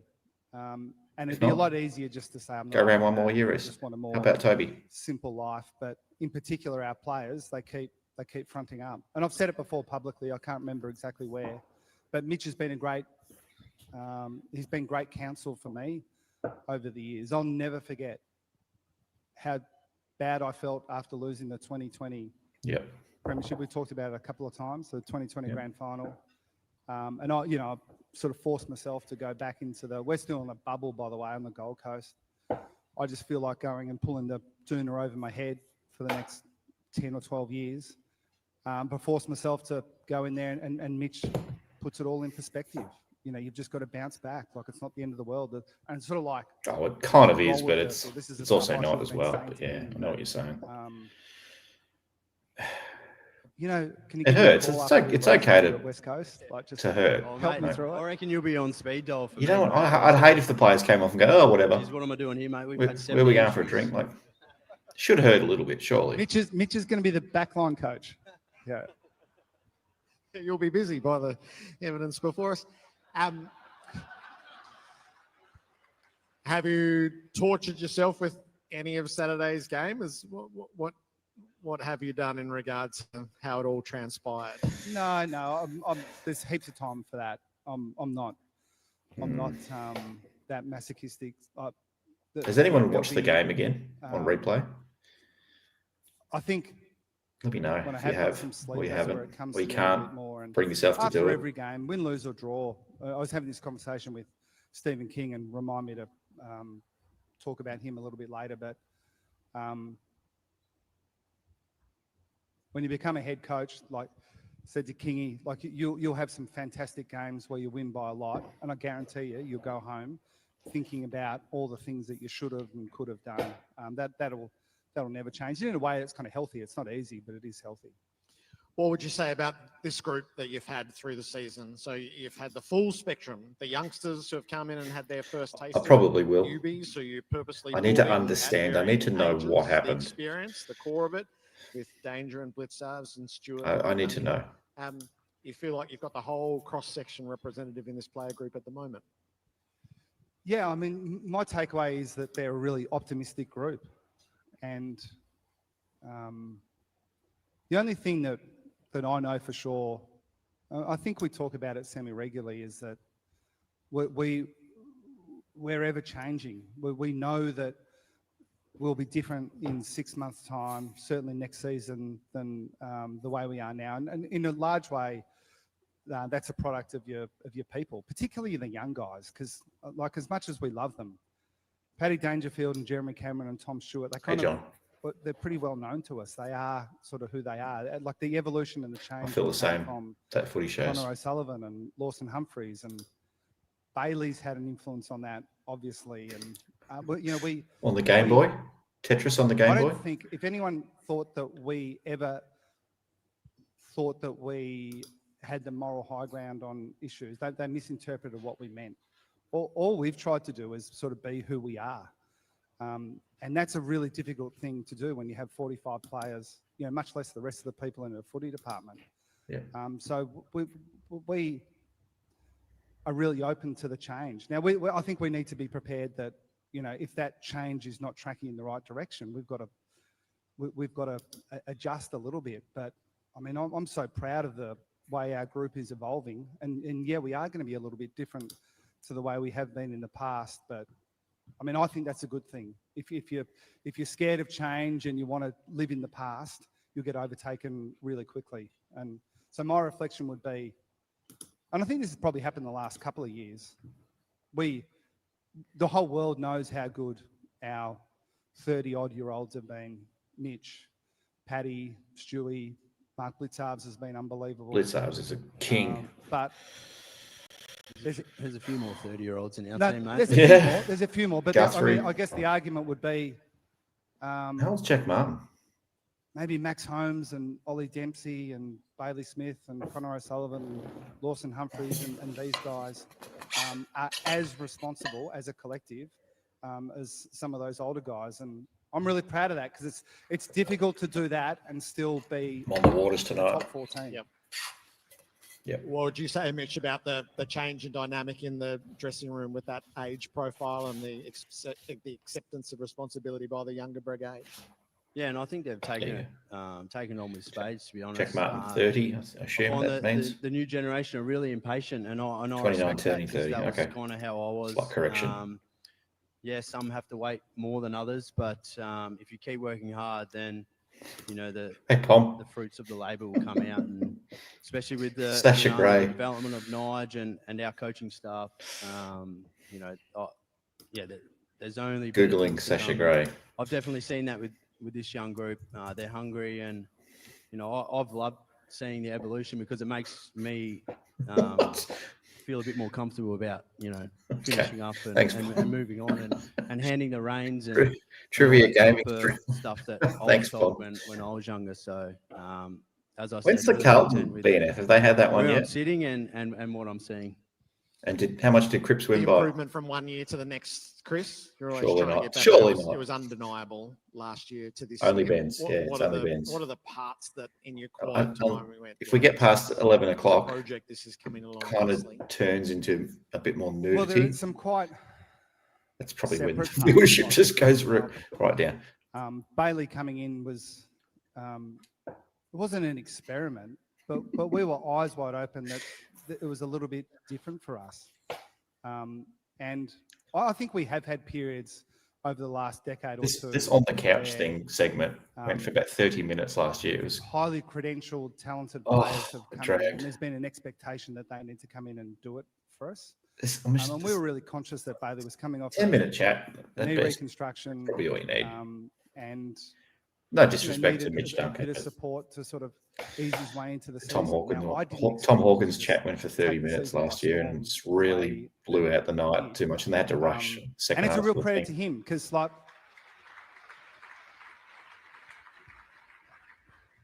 I don't mind talking about Tommy's it on because I fire. really admire him because he's so different to me. And that's What I again, think you sort of mean, my Tom. way of explaining Very good. the way we think about things. I don't want Bailey to If be not, like me. apologise. And there's not a Geelong way in terms of the way players need to be. We want you to be yourself. Now, there'll be times where there's a framework that we need to sort of work you back into. We'll rebuild but, him just yeah, like we did. I don't think we've Jack ever Martin. lectured to. Do you want Jack Martin back to our at players twice the about, price? Kerno, that'd be How good. they should necessarily behave. But what I will say is, Come on. Bailey has been an I did ask unbelievable Terry that positive same for question, us, Tom. and I'm really proud He of the wasn't way that, pleased. he's The gone about request. it. But like each to their own. So Chris, at the, it's not necessarily the other end of the spectrum, but we've for a long time. Probably I reckon the last 10 years, Mitch, and you might have something to, an insight to add here. But we have had quite an introverted group of players, and that's been okay as well. And the way that I sort of think of the way that Lawson Humphreys came in as a rookie, from WA.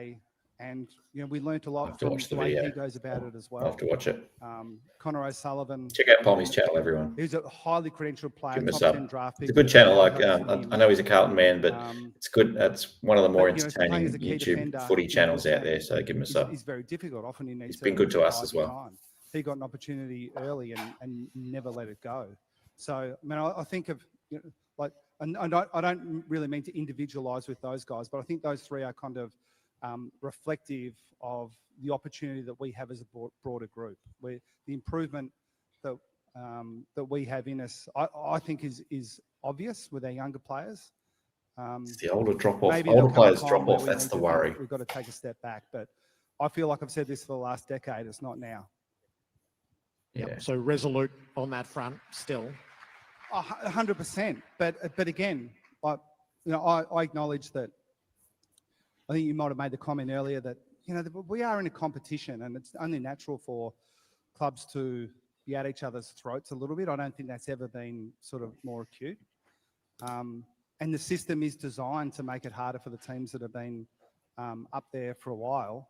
But it's not our job to worry about them or the system. Our job's to get on with what we need to do. And yeah, we're confident, but we're not. What do we think blind of to the Chris's challenges hair at the that moment? Competition presents. I mean, I really rate the Bulldogs, for example. They finished ninth. I reckon he's got a bit of Percentage spray in of it tonight. 150. It's not moving a hell of a That's how lot. hard the comp is.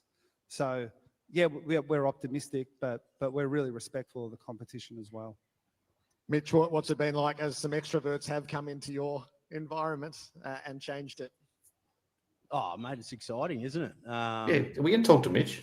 Am I an introvert? Am I an extrovert? I don't actually know, to be honest. So I can do a bit of both. And maybe they've helped me come out of my shell at times as well. But I think if we had all of the one type of people, the club wouldn't be moving forward, and it wouldn't be keeping up with the times. And I think that's the flexibility, the innovation that the Cats have, and that's what keeps us at the top. And obviously really proud to be able to represent the Geelong Footy Club for as long as I have. Brenton. I agree. Best hair in we should have an award, best hair 2025. Free agency starts tomorrow, so we have one commitment. As James Warple's tipped his hand, he's coming. Well, it's not Like over I do the. in every press conference, I look to Andrew Mackey at the back to see if I'm allowed to talk about this stuff. I know my role in this period. Did he give the thumbs up? He has spoken today. It's busy for the footy club. It's busy for those guys, and I know my role in that. Hopefully, I'm supportive. But again, like, are we better with Warple? I shouldn't speak for too long, but the deeper thing that keeps me going as much as anything, like the players have definitely deeper, just amazing. We're not giving up anything. Like we got Martin for nothing. But that doesn't happen by luck alone. I think there is a bit of luck in it, but it is, a product of the work Stephen Wells does and Andrew Mackey. Danny, if you're talking about this stream of the Carji, it's on the Geelong Cats website. Unless you're talking about something else. You've got to be careful that when you talk about this stuff, it doesn't sound like you're falling in love with yourself. But also, you should acknowledge ending up at Geelong. I keep putting in, so you might want to listen to it without me. Just totally not, totally fine. Administrator has been the equivalent of winning the footy lottery, and it's not just the good job they've done, but it's just the next few weeks are a good example. I mean, I feel terrible at the moment, to be honest. Well, rest some players. You're exactly right, Jimmy. Like, besides my family, the older we get, the more we're going to need to double down on the load management side of things. Refuge to an extent. There's people that it's a fine line. We've done it very well. Every now and then it sort of falls apart. Every 6 or 7 years, we just don't make the finals, but they're really good at it. It's a strategy that tends to work for us, though. So sorry to make it a little bit serious, but the next couple of weeks, we'll have a crack, and it might not work out, and some people might not like it. They can please themselves.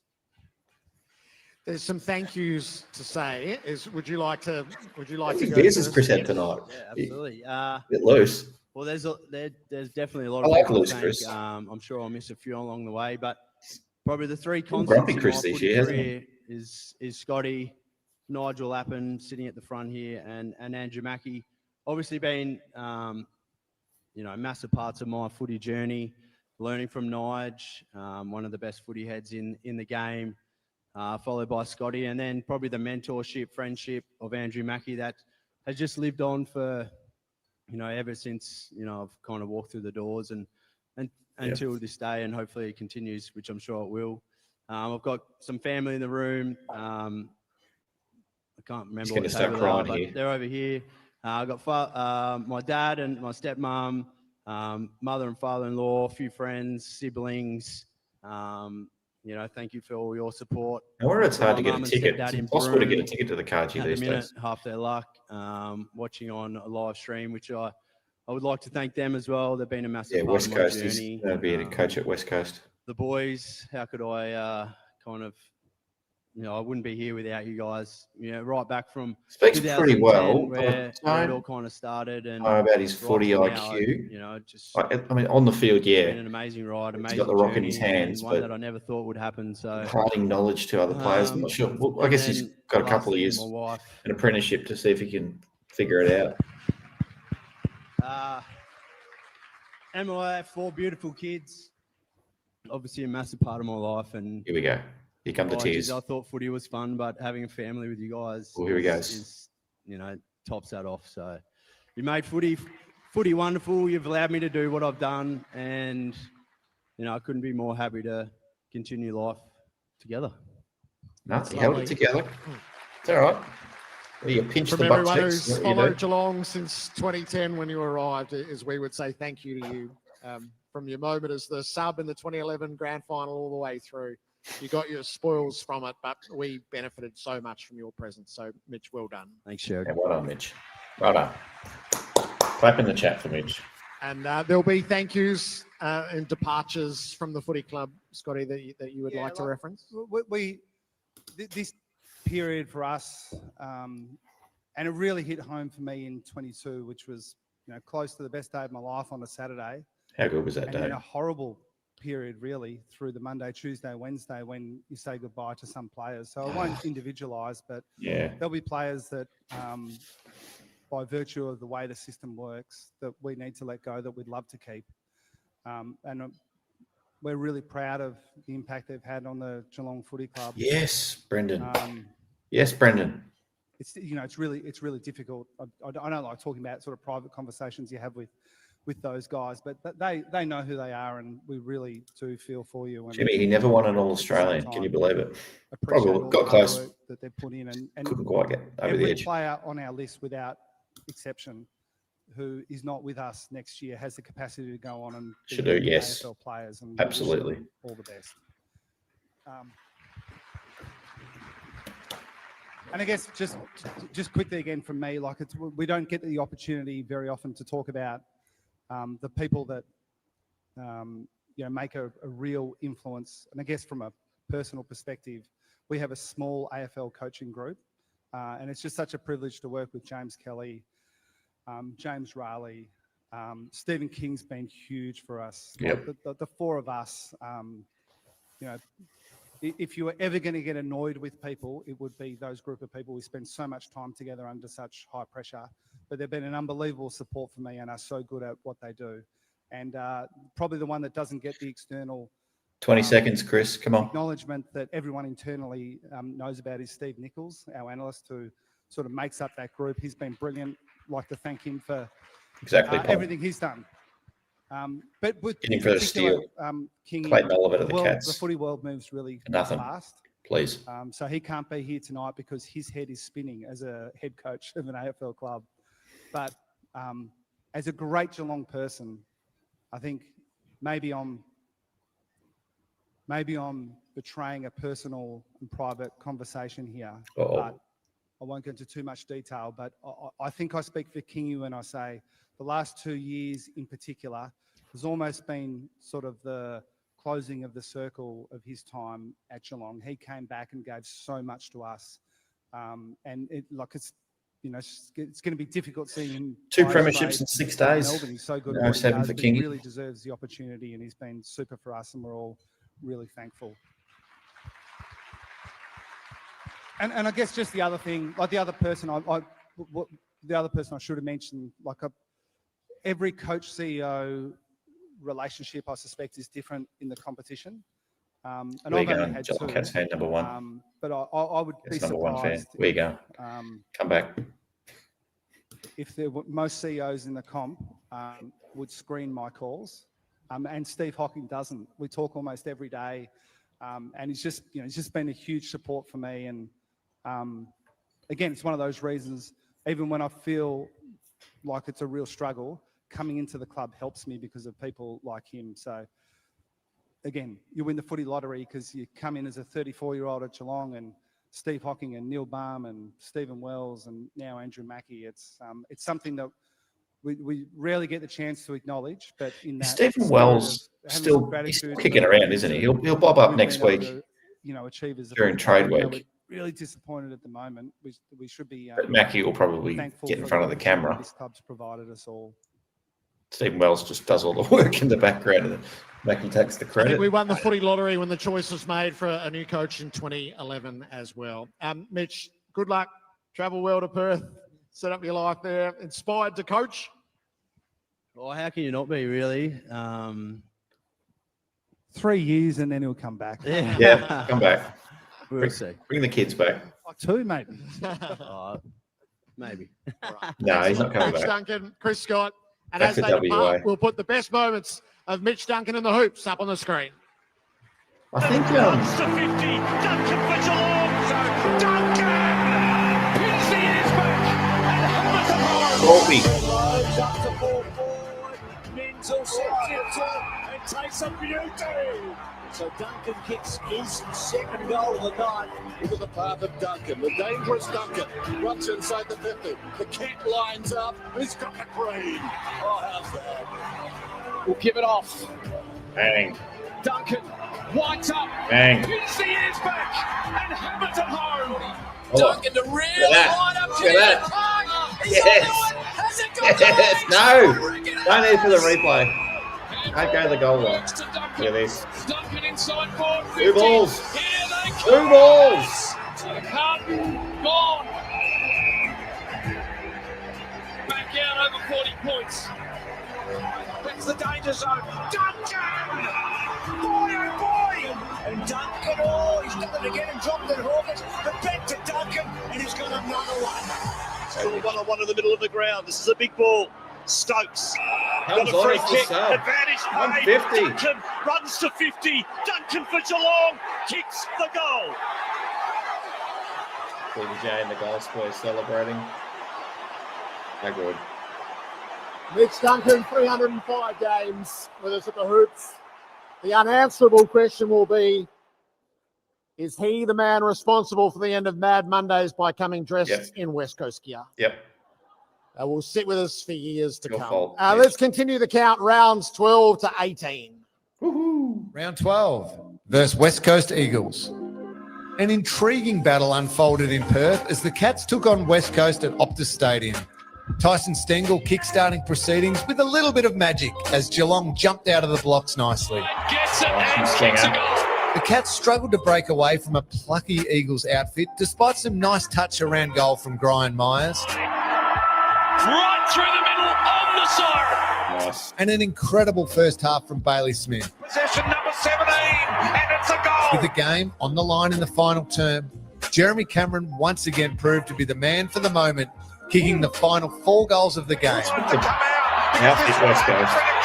Look at that miracle goal from Cameron. Geelong recording an important 43-point victory on the road. Round 13 against the Gold Coast Suns. A typical winter's day in Geelong made scoring hard to come by during the Cats' round 13 clash with Gold Coast.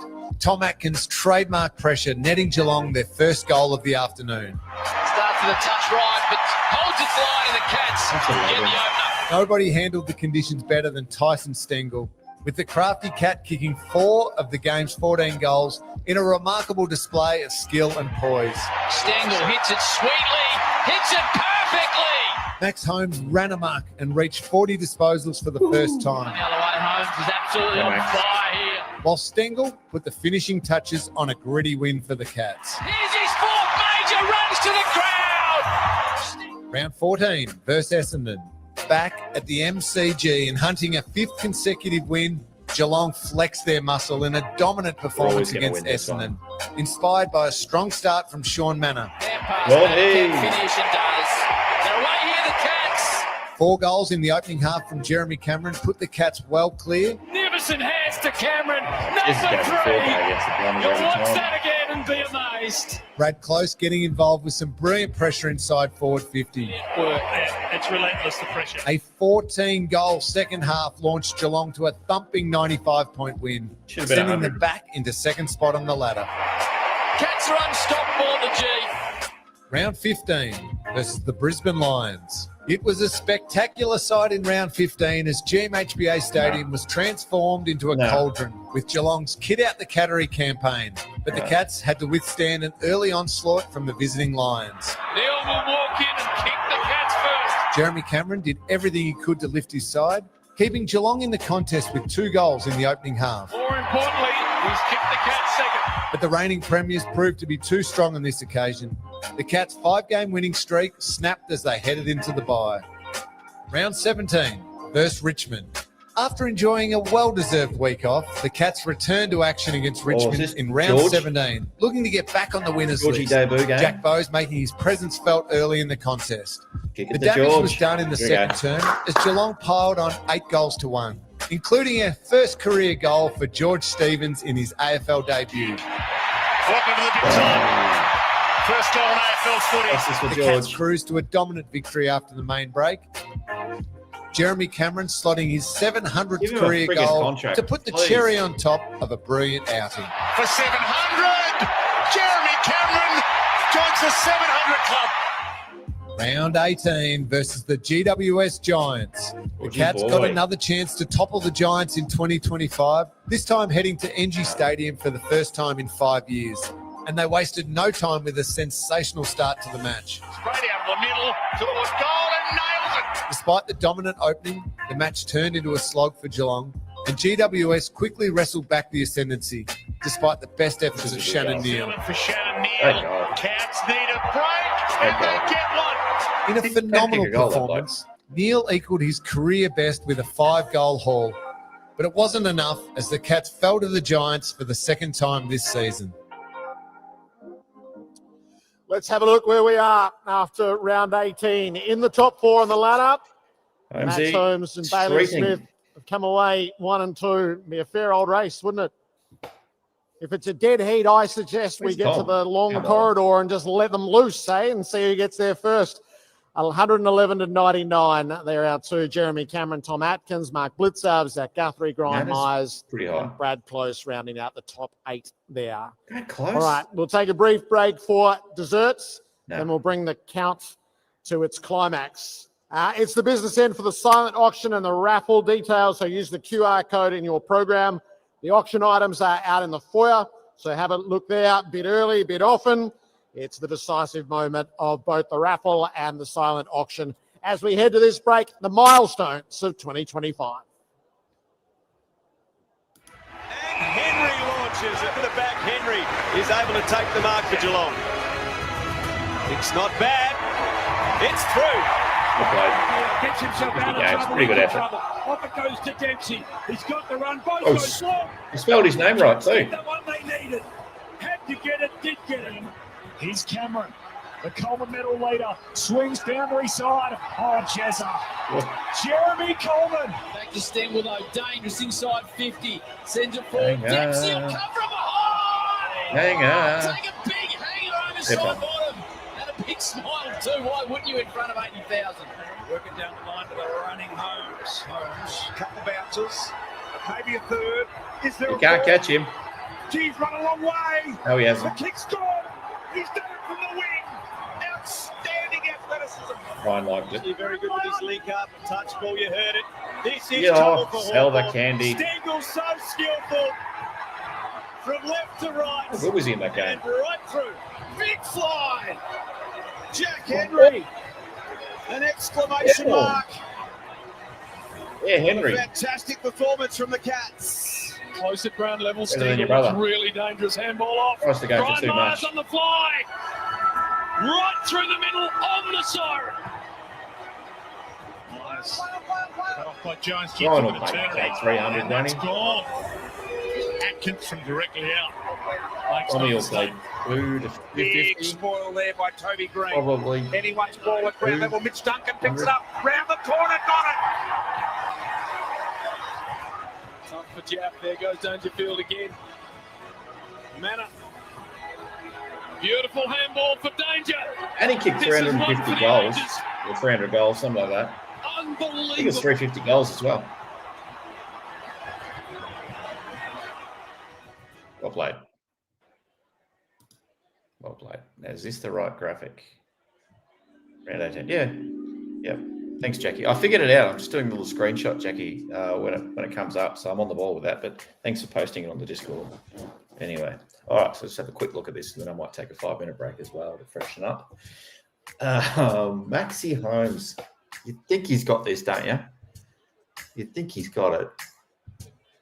Jezza, probably not at this point.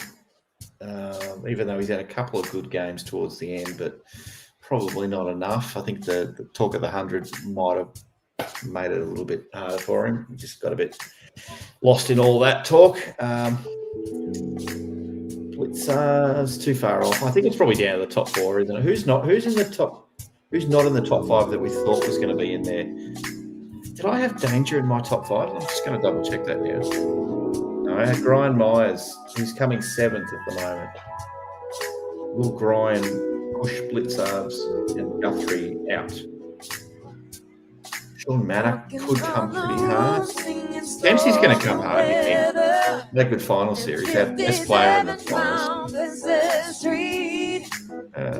Tom Stewart, might, well, he's too far off clearly, but Stewart will probably push into the top 10, I think. Things ain't cooking in my kitchen. Strange affliction wash over me. All right, I'm going to take a very, very short break. Back shortly. 5 minutes, 3 minutes. Conquer the blue sky.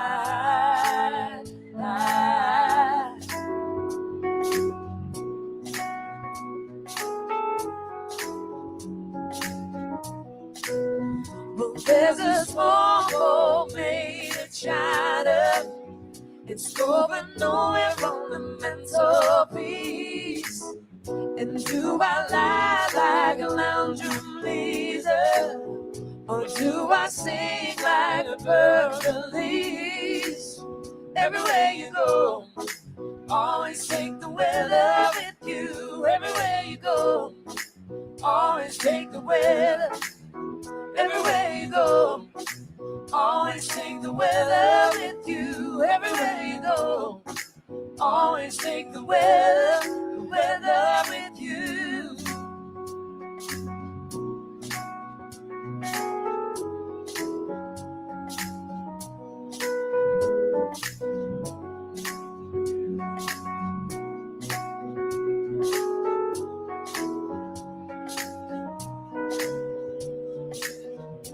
Things ain't cooking in my kitchen. Strange affliction wash over me. Julius Caesar in the Roman Empire couldn't conquer the blue sky.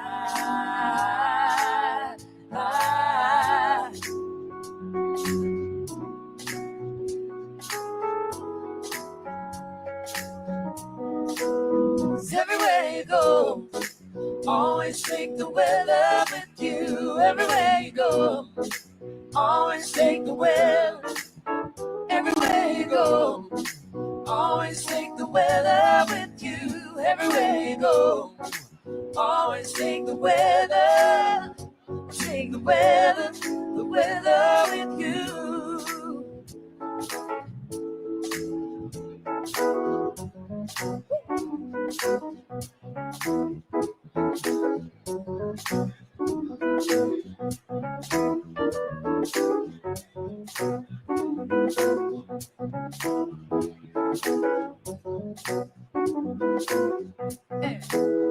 Everywhere you go, always take the weather with you. Everywhere you go, always take the weather.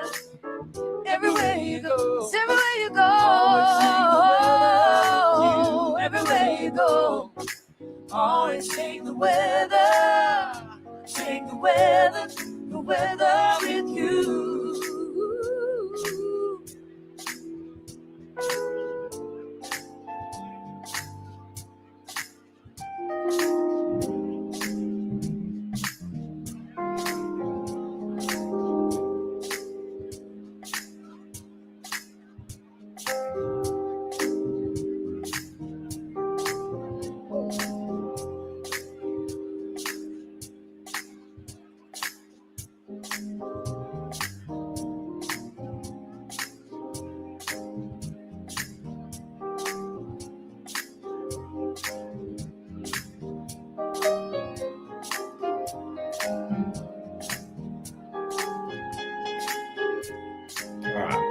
We're back. We're back. How good's the music? Is everyone enjoying it? Are you taking the weather with you? We got Piano Man.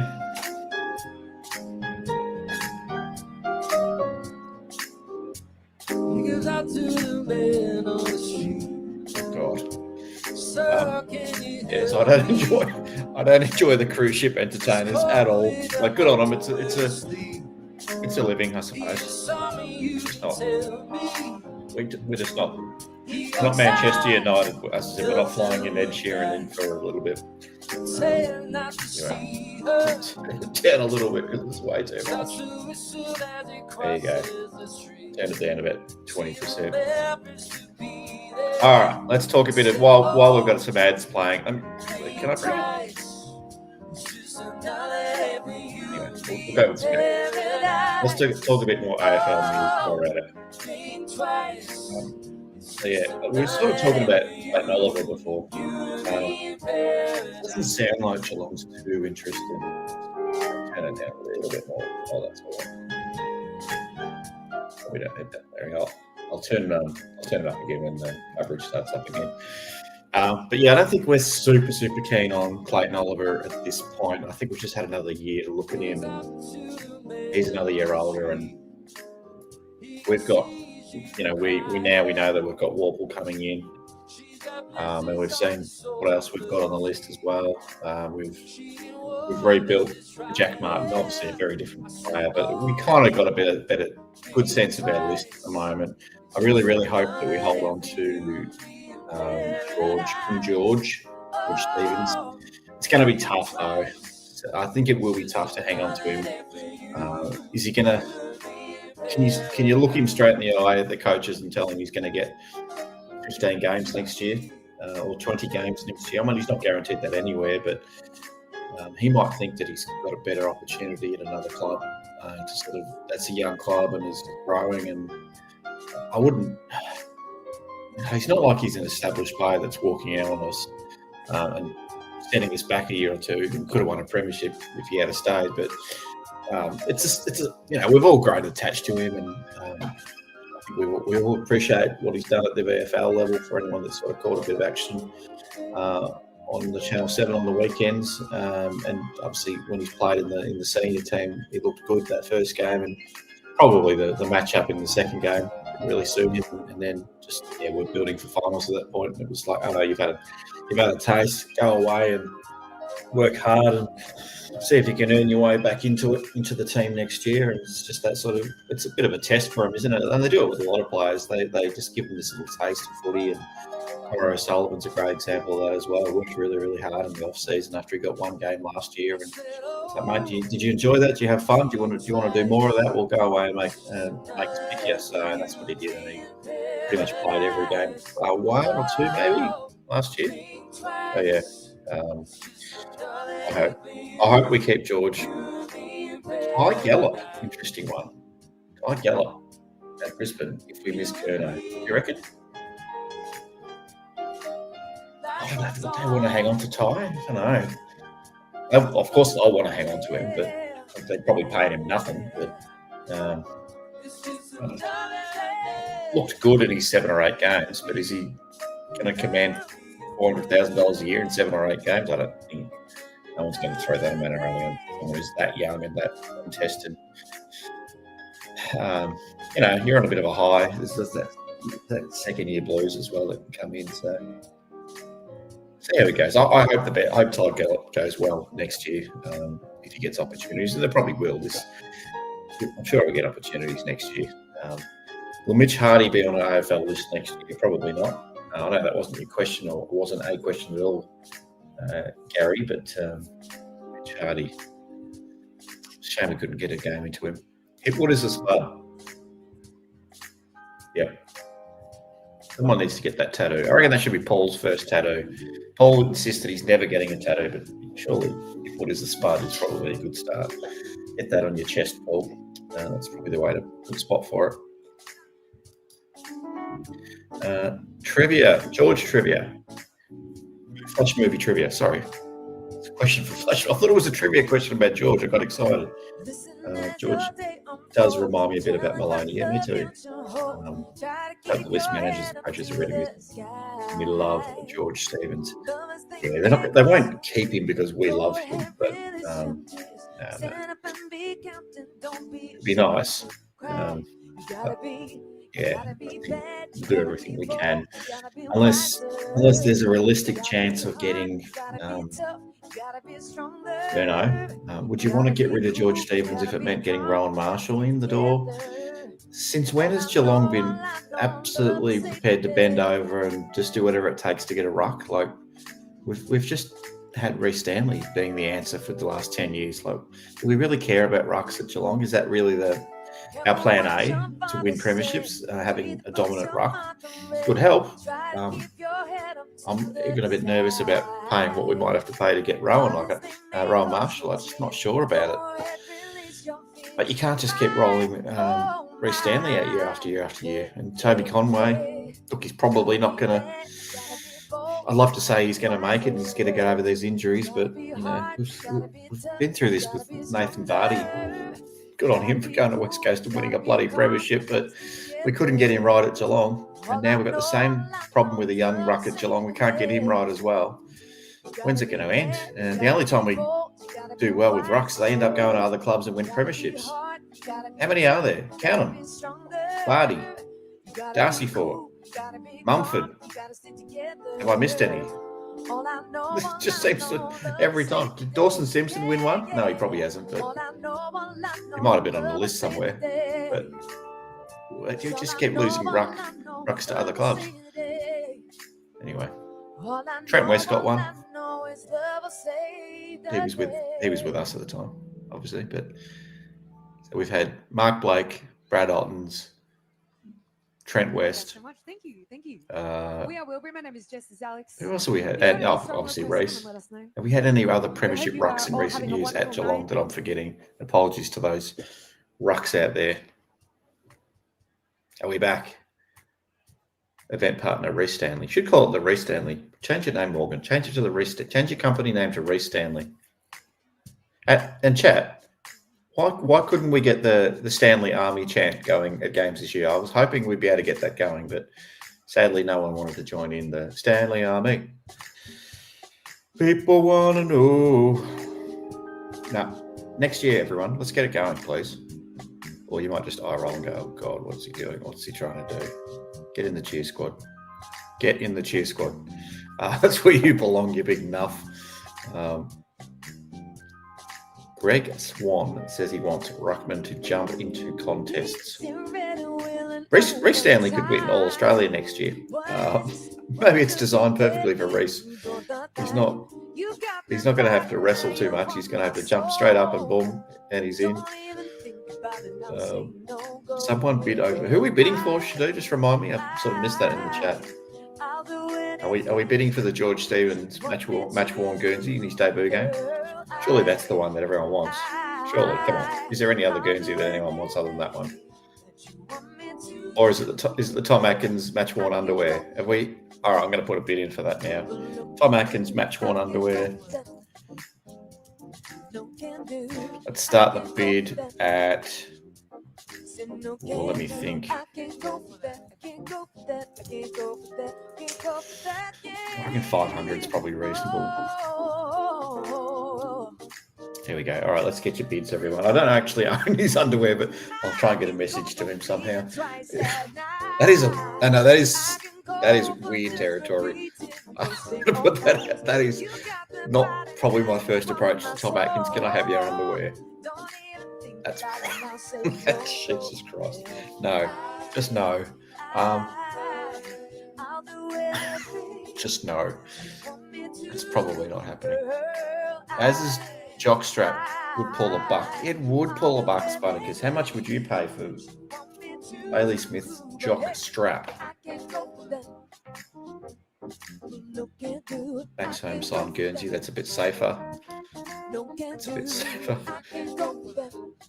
How much would the jockstrap go for? I reckon people, if you want me to answer it seriously, I reckon the jockstrap would go for 1,000. If they were genuinely, if he went on Insta tonight and started putting up his jockstrap with a link to a online auction site, I reckon there'd be $1,000. Tom Atkins undies vending machine. Yeah. And then it gets stuck, and oh no, I can't. It's stuck on the gears or something. It won't come out, and you just put another 500 in. It's still not coming out. You've got to ring the number on the side of the machine for the technician to come out and release the undies. Anyway, an easy 500 for the jockstrap. What other items from Geelong players would you be interested in? Here's one. Here's one. While we're still on Bailey Smith, what about for his sunglasses? Shadu wouldn't want a bar of it. I'm pretty sure Shadu didn't like the sunglasses.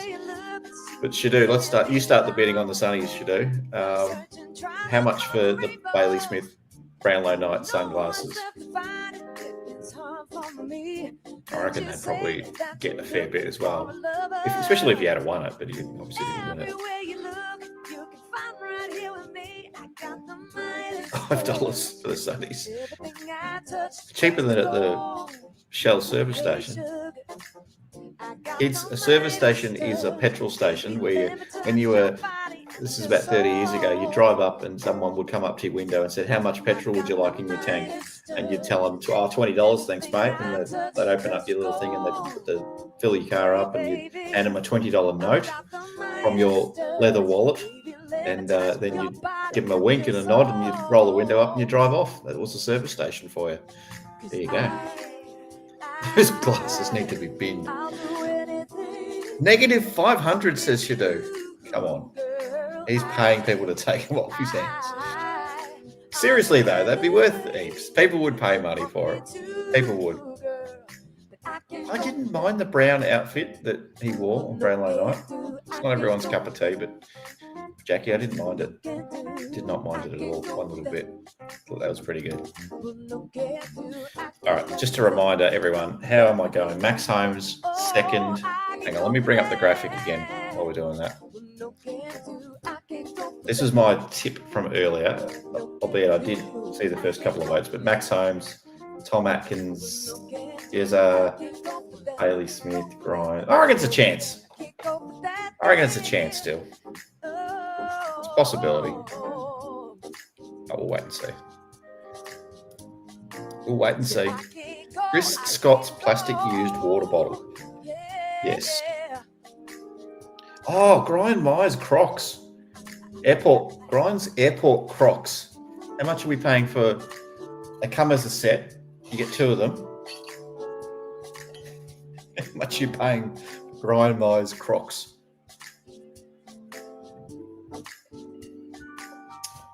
I don't know. I reckon I'd pay.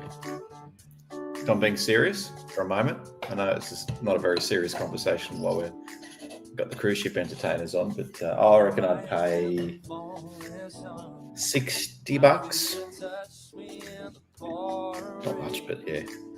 $500 is Sputicus for the Brian Myers Crocs. What about this one? I'll go for a bit. The Ollie Dempsey head thing tie. What is it? Headband? Hairband? Scrunchy? Hairband?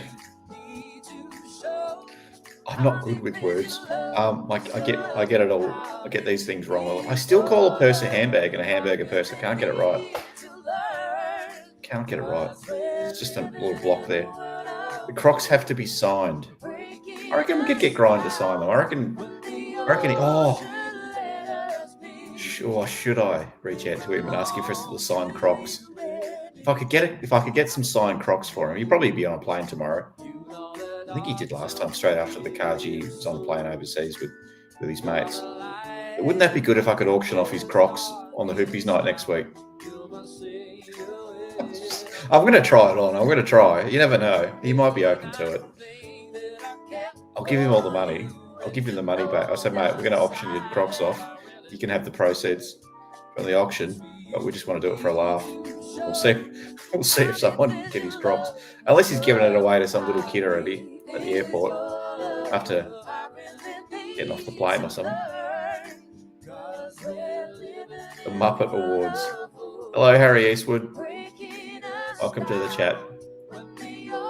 Brian would 100% sign a pair of Crocs, would be elite. If that can happen, that's going to break the internet. That's going to break Hoopies night next Monday if Grind can. And if you are watching this chat, please join us on Monday night. The whole Hoops crew are going to be there, all five of us. So we hope you join us, and that'll be a bit of fun. It's just less formalities and less cruise ship singers. We'll have to get some cruise ship music going at some stage, so we'll get something happening. But that'll be a bit more fun, a bit less formal, low key kind of evening. But should be a bit of fun. probably the last little bookend, I suppose, in terms of the major live shows. We'll do heaps of videos throughout the free agency and draft period and trade period and all that sort of stuff. And then there's a bit of a quiet period in terms of what's happening in the footy world from December to Feb. Obviously the preseason and so forth, but there's not really a lot happens in the AFL world in that 2 or 3 month period. But we'll put some content out. I'm not sure what that'll be. It'll be probably some shorter form stuff, probably less of it. We don't want to annoy everyone too much, especially if you subscribe to the channel and you're getting 6 videos a day in your feed. That's probably going to get annoying real quick during cricket season. You probably want to hit that unsubscribe button if we're doing that to you. So we'll do it within reason, but we'll keep, for those Cats fans that just can't get enough Cats content, we'll keep something going through. Geelong Cats fan, number 1, you're back. Don't see the headband. Why? They've missed an opportunity. Where's the Bailey Smith headband? Where's the Bailey Smith headband? The Night of Nights, exactly. We've got some special awards as well. I won't reveal them just yet, but there are some special awards. There are some special awards on the way coming for that. Who will be the best and worst dressed of the Hoops crew? Anyone going to channel Baz with the Sunnies? I don't know. I've got to talk to the guys and see what their plans are with dress up. Paul's going to be getting back home on Friday. The chaps, so I've got to go through the. I don't have a dress up box. I need to get myself a dress up box. I need to find a mullet or a brown suit with orange tinted glasses or something like that. We had runner of the year last year. Have we got the link to that video from last year? I'll see if I can find it. It's probably not. Do we really want to watch a best and fairest count that's a year old? But, maybe. I'll find the link. We had an award, the best runner of the year, and Shannon Burns was the recipient. He enjoyed it. So, there it is. Here it is. Copying that. Yeah, Shannon sent us a little video, acceptance video, which was nice. There you go. Save that one for later, everyone. Burnsy can go back to back. I haven't actually reached out to him. I thought it might have been pushing my luck a little bit too much. I do know someone connected to the Burns family, but I don't want to over push things too. I know Paul would ask me to, but yeah, as I said, I like to. If you've been listening for a little while now, I don't like to harass the players outside of the footy field a hell of a lot. I just kind of like to let them live their life as much as possible. But every now and then we reach out once in a blue moon. But I don't make a habit of, especially on socials, it can come off as a bit annoying, and we get enough of it through the week and game day and all that sort of stuff. He's still in the chat. I knew he's just listening quietly there. How are the marshmallows going, Paul? Or how is the 3-star murder hotel room? Is that motel room? Is that how many cockroaches have you squashed? And you're going to give away too much if you tell us what type of accommodation that you're living in or you're staying in temporarily. Are the kids enjoying it? And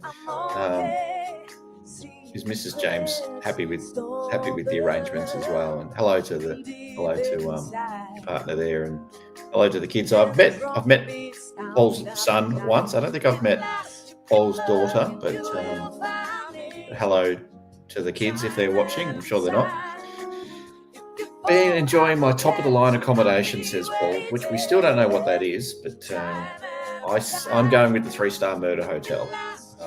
Some dirt road somewhere. Burnsy, he's done it before, Jackie. He did the video. Can I ask him to do back-to-back run of the year? He actually did it while he had an injury.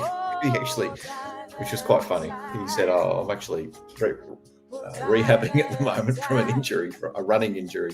So, but he did it anyway. He was pretty good about it. Dare I ask Chris Scott to do a video? He doesn't suffer fools. There's no chance Chris Scott's doing anything for us. Steve Hocking. Would anyone lean into a bit of humour? Probably not. We all just take ourselves a little bit too seriously, and we've killed the Mad Monday stuff now, and there's probably not a lot of time for jokes, especially after losing at Granny as well. No one's really in the mood for too much humour. But Baz would, but Baz probably gets 1,000 DMs a day, and I have sent the odd, not direct message to Baz, but I have commented on the odd post that Baz has made, and I've never had any engagement from him, so I wouldn't expect that Baz is desperate to connect in with the Hoops crew, and I would highly doubt Baz would have any idea about the Hoops. I'm sure Baz doesn't spend his time on YouTube like the rest of us legends do, watching live tonight. Baz is probably doing judo or whatever. Was it ninjutsu or something like that? Or he's got the tennis court installed in the backyard. He's probably put a basketball ring up there as well. Or he's chasing the dogs around on the beach. I don't know what Baz does. I don't know what Baz does in his personal life. What does everyone do in their personal life? I don't know. We play Tetris all night long after we get home from work. I play. What do I play? What's it called? Homescapes. Does anyone know? God, I'm standing old. Baz, Paul, we're trying to have a good relationship with the cats. We're trying to build a strong foundation of mutual respect for the football club. It's not helping. It's probably not helping that I'm posting your comment either. But Paul, you be better. Is what I'm telling you, Paul. Be better.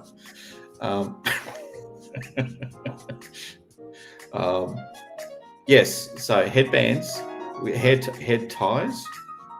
Do we have hair ties? Does anyone have a hair tie? How much would Mullins locks sell for? The one he cut off.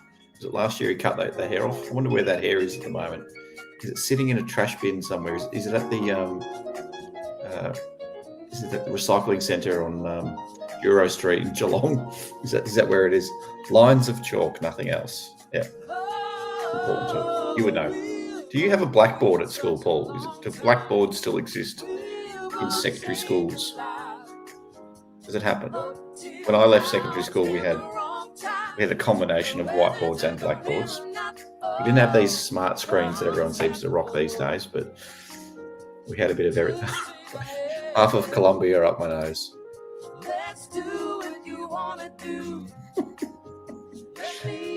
A signed Baz jockstrap. That would be interesting. Could we get a Baz signed jockstrap? What about if I gave you a zip? Was it the plastic little zip sealable bags? Little bags of Tom Atkins mustache trimmings. How much would you pay for a little plastic bag of mustache trimmings from Tom Atkins? Start the betting, everyone. I'm going big. I'm going $300. If Tom Atkins shaved his mustache off and bagged it up for me, I'd pay $300 for that. Take my money, Tom. Take my money. Take the family away for a night somewhere. Easy money. Easy money. Baz did a cameo in Dan's Going to Watch Along with the Pies Lions Prim. Really? So you've got to be famous. I think Baz has been quoted as saying, "Don't talk to me unless you've got 300,000 followers." So again, the Hoops crew is probably not on his radar at the moment, but you never know. Stranger things can happen. It's possible. It's possible. Baz, if you're watching, duck out of the Carji. I know you're a chance to win it, but just duck out for a moment. Jump in the chat. I'll send you the link, the guest link, and you can come on, and we'll have some chats. We'll get Paul on. We'll get Paul on. And you can face to face you and just repeat what he just said before. Baz, gotta just pull it up a little bit sometimes. Just, ladies and gentlemen, please take your seats. Oh, is that the guy from Wheel of Fortune?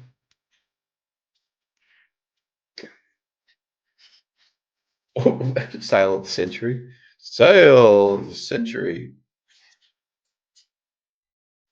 If you know, you know. Come on.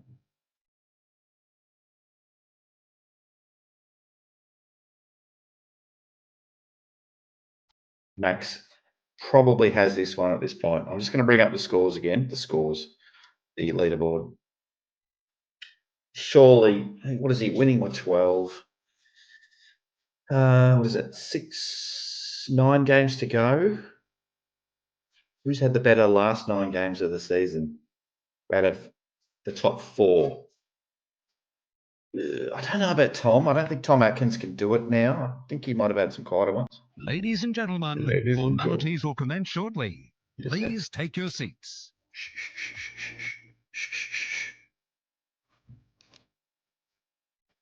Which is about 5 minutes before it actually starts, so I will bring up the scores again. Ben, is this licensed music? Are we going to get copyright struck?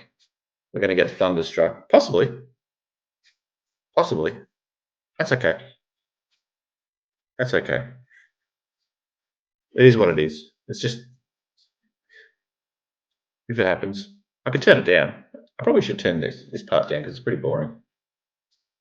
Bang. Just a little bit. Just a little bit more. Beautiful. I don't know if this is probably his copyright. Some cruise liner. This is terrible. Copyright. Well, ladies and gentlemen, if I could please ask you to take your seats. If I could please ask you to take your seats. The Carji Greeves Medal counts. We've got 2 sections to go. This is the last time I'll ask for your attention tonight. Shut up. Everyone, shut up. A couple of key awards, young player, clubman. And I honour those who made their debut in the hoops. George. 2 sets of votes to go. And we'll know who our champion is of 2025. If you could, with haste, please take your seats. Shut up. STFU.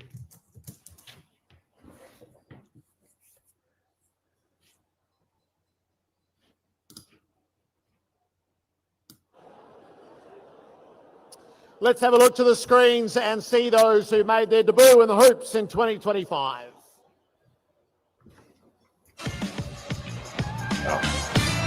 With a cherry on top for a BOG performance in his first game in the hoops.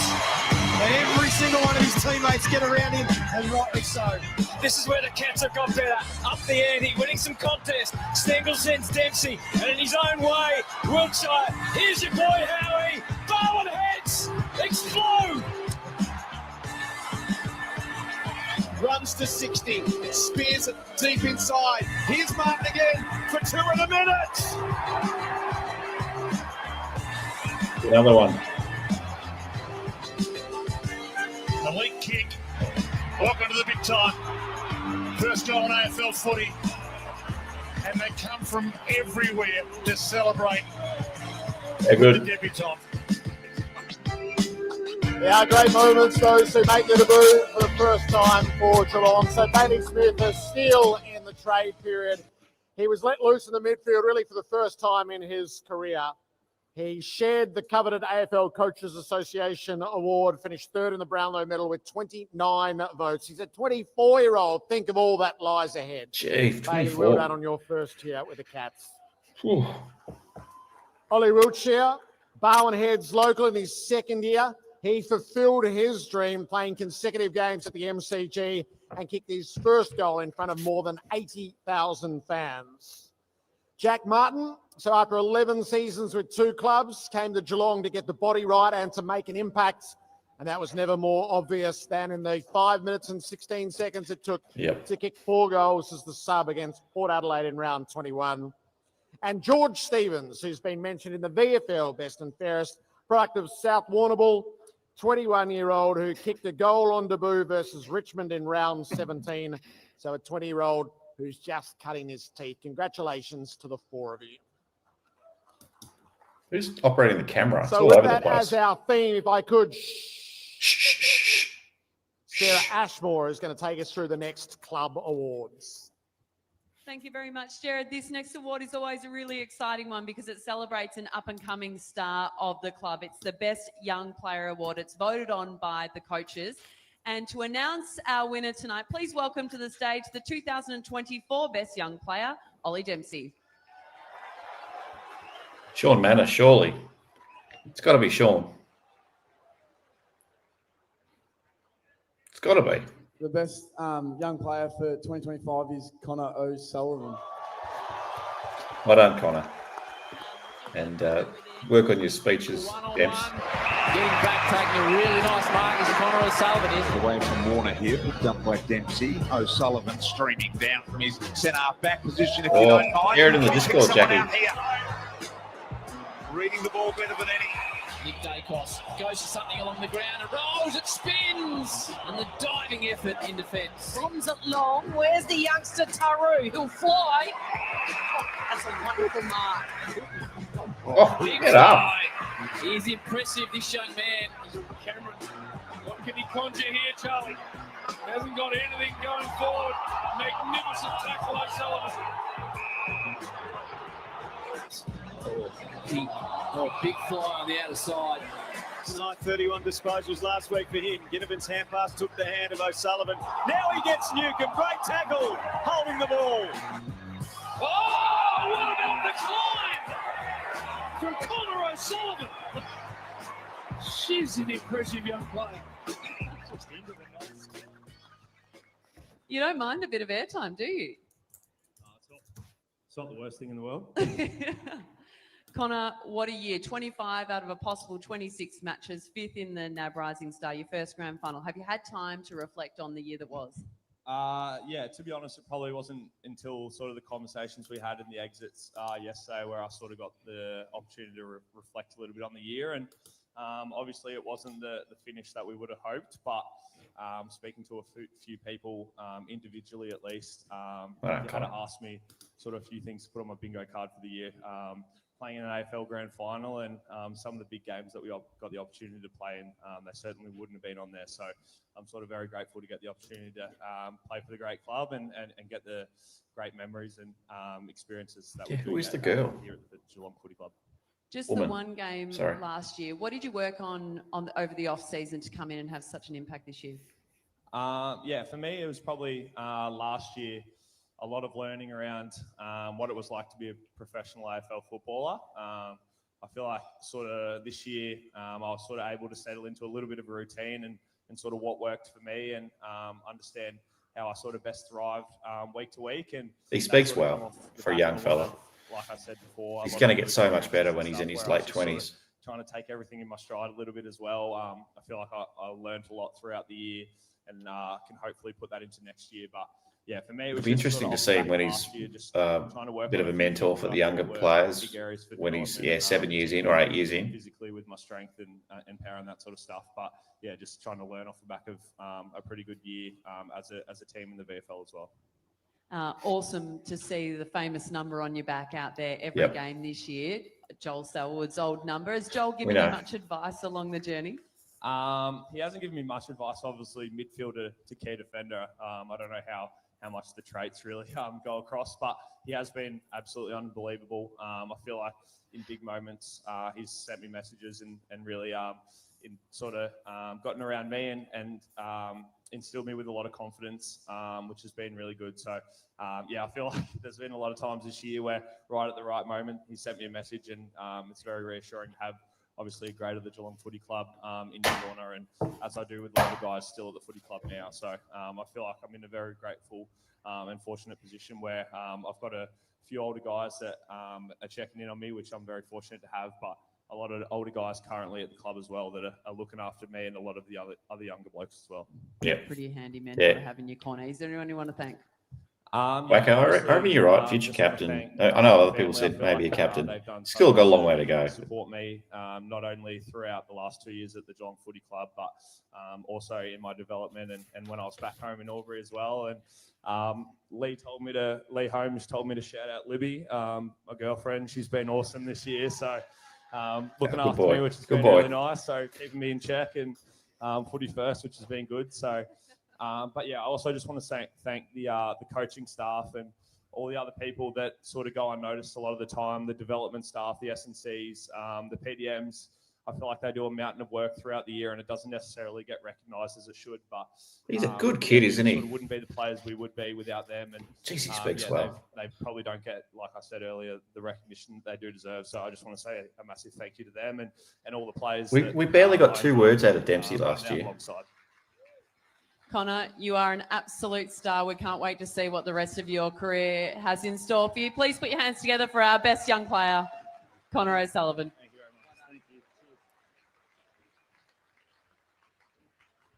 Well done, Connor. Alrighty, our next award is a really special one at the club. It's the Tom Harley Best Clubman Award. Tom Atkins. The award is voted on Just by give it the to him. playing group. Each player nominates someone they believe has a high level of respect from both teammates and staff. Give it to him. It encapsulates the desire to earn respect through behaviours that help the team win on and off the field. A player that is truly, unmistakably Geelong with a team of all approach. To announce this year's winner, please welcome up to the stage the skipper, Patrick Dangerfield. Thanks, Sarah. It's not going to be Bailey. Before I announce the winners tonight, and there are 2, I just want to take this opportunity on behalf of Tom Stewart and myself to acknowledge not only the board, the executive, the players, the entire staff who do such an incredible job for our club. Yes. But I think the most important people in the room are Manly's our farm. supporters, and without you guys, it wouldn't be as special as what it is. It's been a wonderful year, not without its challenges. We've done plenty right throughout the season, and we've done a bit wrong. And that was notable earlier in the week. And I know the club put out a statement yesterday, but I think it would be remiss of me not to mention it tonight, that I think the important thing as Geelong people is that we do things our own way, but we also acknowledge when we don't quite get it right, that we own that. And we've done that as a playing group. It's not something that we'll broadcast, but we will be better for it. So with that said, it's sort of the behaviours that we need to mirror as players is best represented in these next 2 winners. So the first guy is probably the game's greatest Swiss Army knife Blitz. on the field. Blitz. But more importantly, one of the most caring people you will ever meet, with time for absolutely everybody, and that is Mark Blitzarves. Jeez, he doesn't muck around. And the other, certified fresh, I think, if you've won 4 of these, is none other than our glue guy, Tom Atkins. Yes, Tom. Donald back with a flight. Yeah, look at him go. Took possession, broke the tackle, Make and him. kicks the Cats forward. Toe poke and a win here again for the Cats and Blitzarves. Now stop Blitz. Atkins infield trying to get to a dangerous part of the ground. Here he goes again. Atkins broke the tackle, gave it off. Show me a tackle from Tom. The goal, and Blitzarves goes up and marks. We know he's good. We know There's he's one. right Get off up. the mark. But this time he got caught hanging about. Floating in from the side was Neil, couldn't take it, spills away a Blitzarves. He's got loose Cats everywhere. Beautiful. Walks through empty. Couldn't get great purchase on the kick. That's high. Just having an enormous finish to this game. Smith sharked it into the pocket. Look at this man, Blitzarves, going 291. Atkins on the left, looking for Dangerfield. One hand on Ash, one for the ball. Recovered it to Henry, to Atkins, to Manor. Slippery along the ground. Mark taken by the Blitz. The Blitz. Taken out of Dunkley's hands. Handball now, Look Blitz. at that strength. Got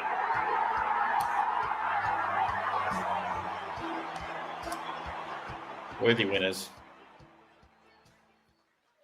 So well deserved by both of you, but we must start with you, Tom. 4 years in a row you've won this award. How good when is it he? gets to sort of vote time, do you get around and buy a few coffees for the boys? What's the secret? It's funny you say that. I actually organise a few of the games for Mad Monday, so I don't know if it's just fresh in everyone's mind that I've organised that stuff. But yeah, again, it's a massive honour and something I'm really proud of. spend a little bit of time telling us what sort of qualities Mark has that means he's a winner of this award. Yeah, I'll speak nicely about Mark. Love it. I love Blitz. I think I've been pretty vocal in the media this year when asked about who my favourite teammate is, and Blitz is definitely one of those. Oh, you got to say Grind. He's got an amazing Your ability best mate. to stay positive no matter what's happening with his own game. I think us players can understand that when you're maybe not going as well, it's pretty easy to retract into your shell and maybe just worry about yourself. But Mark's always getting across the lines, across players, trying to pump everyone up and trying to stay on task. So that's a quality that I try and emulate from Mark. And then, as Paddy mentioned before, he really is across all of the playing group and friends with everyone. As you've probably seen tonight, he's buzzed around every table in our section. I'm not surprised. Hard to stay in his seat, but that is the person that he is. He really loves everyone and gets around everyone. And Mark, how about you? What sort of qualities does Tom have that means he's so highly respected within the group?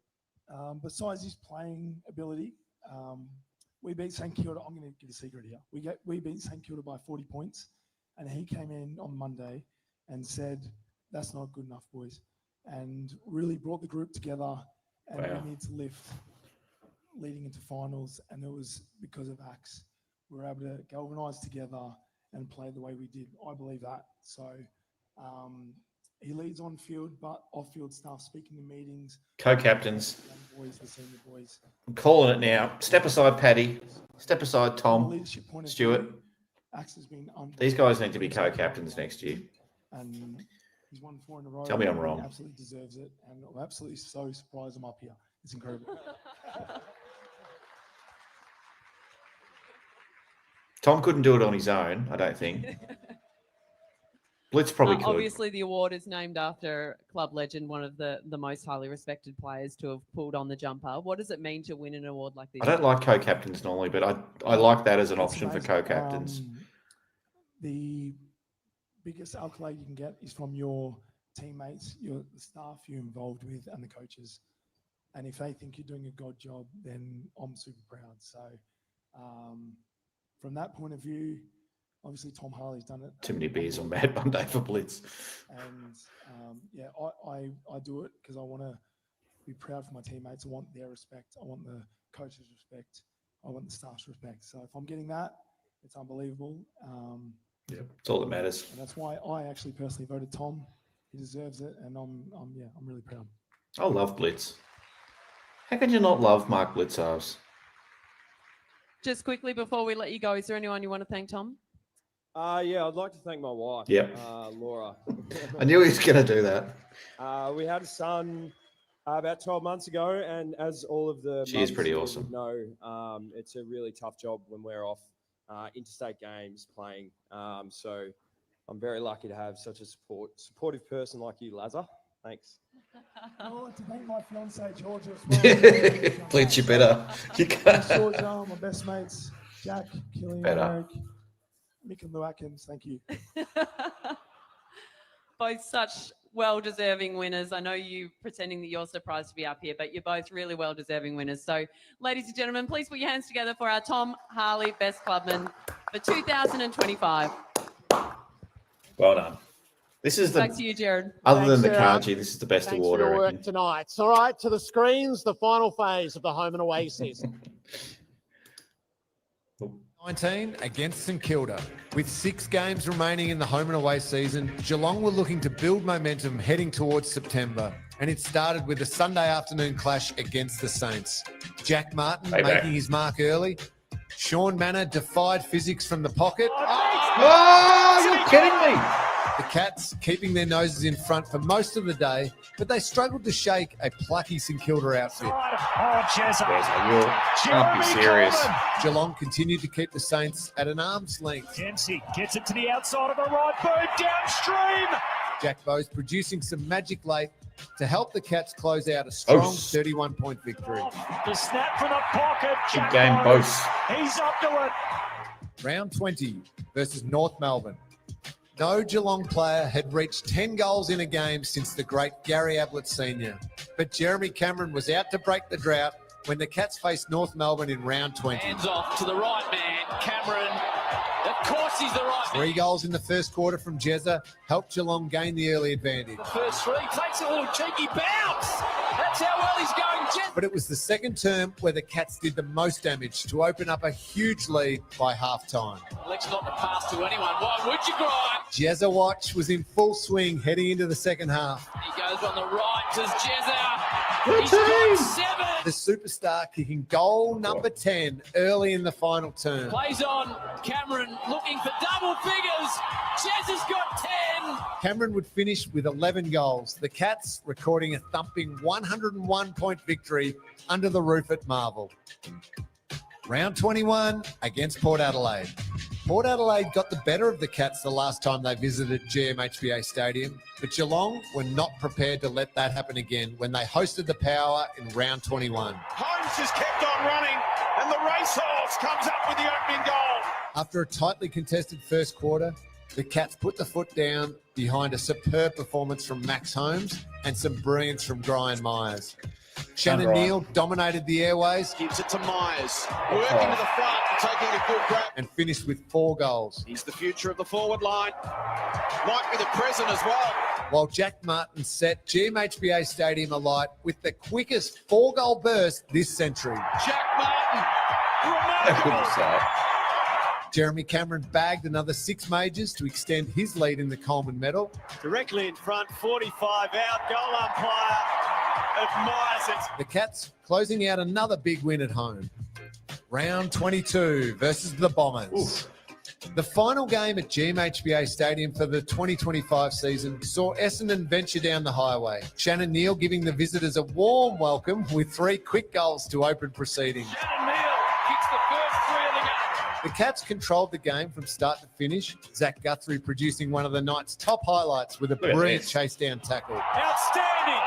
Geelong took a while to shake the Bombers, but ultimately did what they needed to, finishing off a 44-point victory to set up a big finish to the home and away season. Dangerous as always here. Slots it. Round 23 against Sydney. The toughest test Geelong faced in the run home came in the penultimate week of the season. Great weekend. Heading to the Harbour City to take on a red-hot Sydney Look at team this goal. Look with at a this spot goal. in the top 2 on the line. Set sail for home. What a turnaround. The Cats took a while to get going after a dominant start from the home side, but a 4-goal opening half from Shannon Neal gave Geelong the lead heading into half-time. And he has threaded the needle. Tyson Stengel produced some magic on both sides of the main break. He's had his opportunity. They gave him an eternity, and he still danced it into a goal. The Cats stamping their authority and solidifying their premiership credentials with a brilliant second half. Securing a big win on the road, Geelong all but assured a top 2 finish heading into the final round of the regular season. Straight kick, straight through.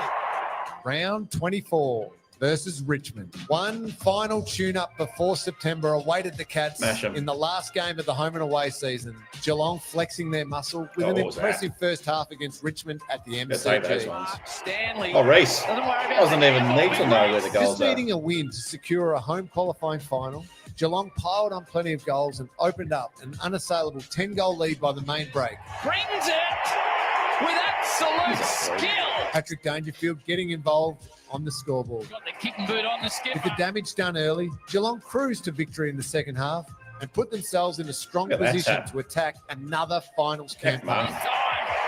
Tyson kicks it for his second. Score kick. 17 and 6 season, finishing second on the ladder. Now we're keeping this Oh, in come on. camera for the moment, so Come no on. leaderboard here as we hit the finals. Jeez, it is. Final. The stage was set for September and it was a familiar foe that awaited in the qualifying final. The Cats facing Brisbane in front of a raucous crowd at the MCG. Yep. Jeremy Cameron was on fire Great game. early, but it was Irishman Oisin Mullen who provided the big highlight, slotting his first career goal and sparking Oh. incredible Oh. celebration. Grand Revolution. It's Osh. That's his first There it goal is. in the big time. Can you believe it? An onslaught late in the first half gave the Cats a healthy advantage. Tom Stewart bringing the Cats faithful to their feet as he snuck loves a forward to kick goal a from the rare goal goal. square, doesn't he? Flicking it to Stewart, who can have a long range ping at him. Loves it.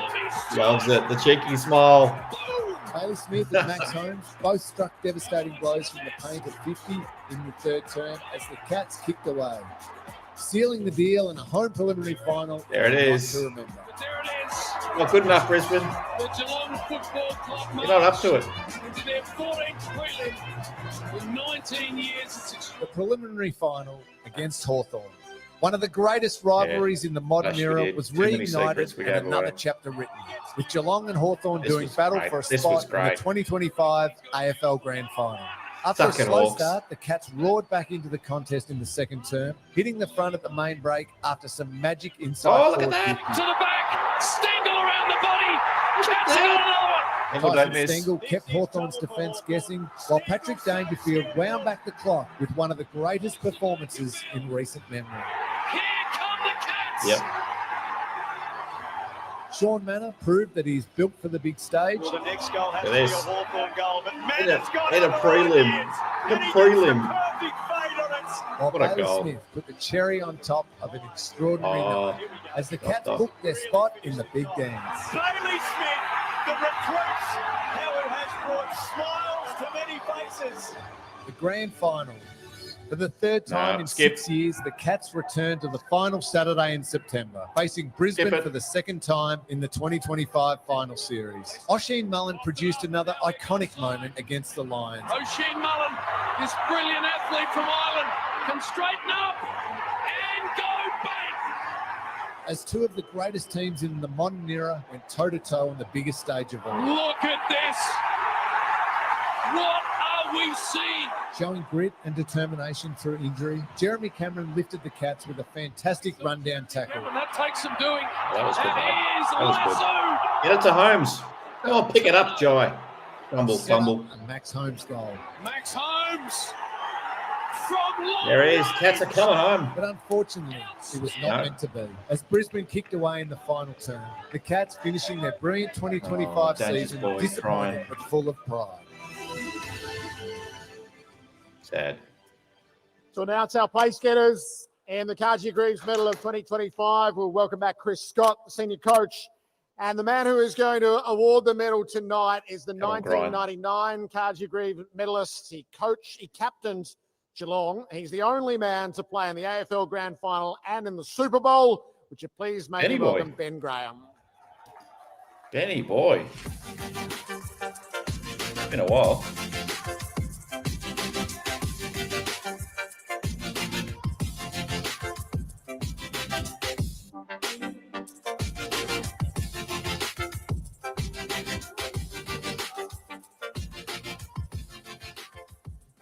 Third place in the Carji Greeves Medal for 2025. Everyone's favourite key forward, Jeremy Cameron. Jezza.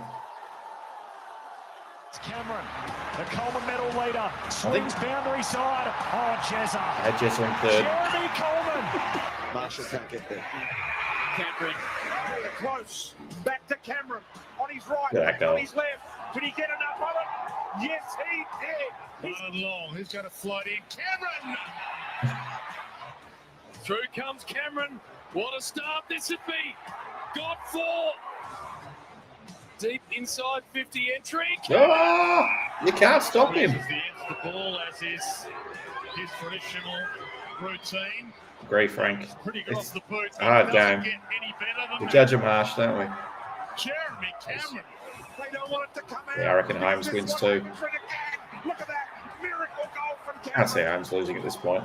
Plays on. Cameron looking for double. He's probably figures. miles in front. That's why they 10. didn't show you the votes. Smile on his face. You wouldn't want to concede one here. Two in a row for Holmes. Straightening up and kicking his third. Great celebration. Jeremy Cameron, 88 goals, the most in the season since 2009. Congratulations. Thank you. What's the damage? Yeah, the arm has been better. It has been better, but yeah, it was unfortunate that it sort of happened on grand final day. Go through a full season, probably my Baz first full speech. season of football without missing a game. So, but disappointing, with the result on the day. But we will be back. Did you have surgery? I've had it, a couple of days ago. It's been a really interesting week, coming off the back of a loss, a few beers with a few friends, and then a bit of surgery. And I've been all over the place this week. But it's nice to spend the night here with everyone tonight. Yeah. Was it Paddy who did it to you? That's when that's when I cracked it, I believe. Yeah, good on you, Paddy. He's a big man to run into when he sees the ball and goes hard at it, as we know. That's the way Paddy plays, and we all love it. So I understand that's just football, and we move on pretty quickly. So no jobs on the farm for a little while? Yeah, well, I did mention that I had to put the chainsaws away for a good month, and I think I'm going to miss another couple now. So it could be one of the tougher off seasons I've had. It was a great season. Well done. Thank you. Appreciate it.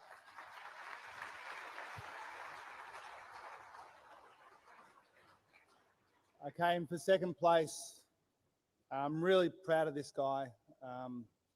Feels like it's only just the beginning at the Cats. Looking forward to the next decade with Bailey Smith. How's YouTube? No, is this on delay or something? Leads his way through traffic. Smith pulls the trigger. It's not great if the stream's delayed. Fires it off to Smith. Dashes away with the headband flowing and gives it to Jezza. The inside 50. Smith streams through. Cameron's got it. Yeah, Hunter. Excited comes here to Bailey Smith. What a player he's been. Kick to kneel is just pure perfection. Caught a couple of them. Buzzing Bert Jones, Smith. Back with the flight, brilliant. Close, Smith. Have a listen to this. That's what they do. Long, come on. Come on. What a week. I've had a mare this week, the Cats. Off to Smith. And off a step. Bang! Myers, clever. Here we go. This Unless you're really a prominent finished sports things person. off. Bailey Smith, the recruits, how it has brought smiles to many faces. Bailey, congratulations. There's been a lot for us to enjoy. How have you enjoyed your first season at Geelong?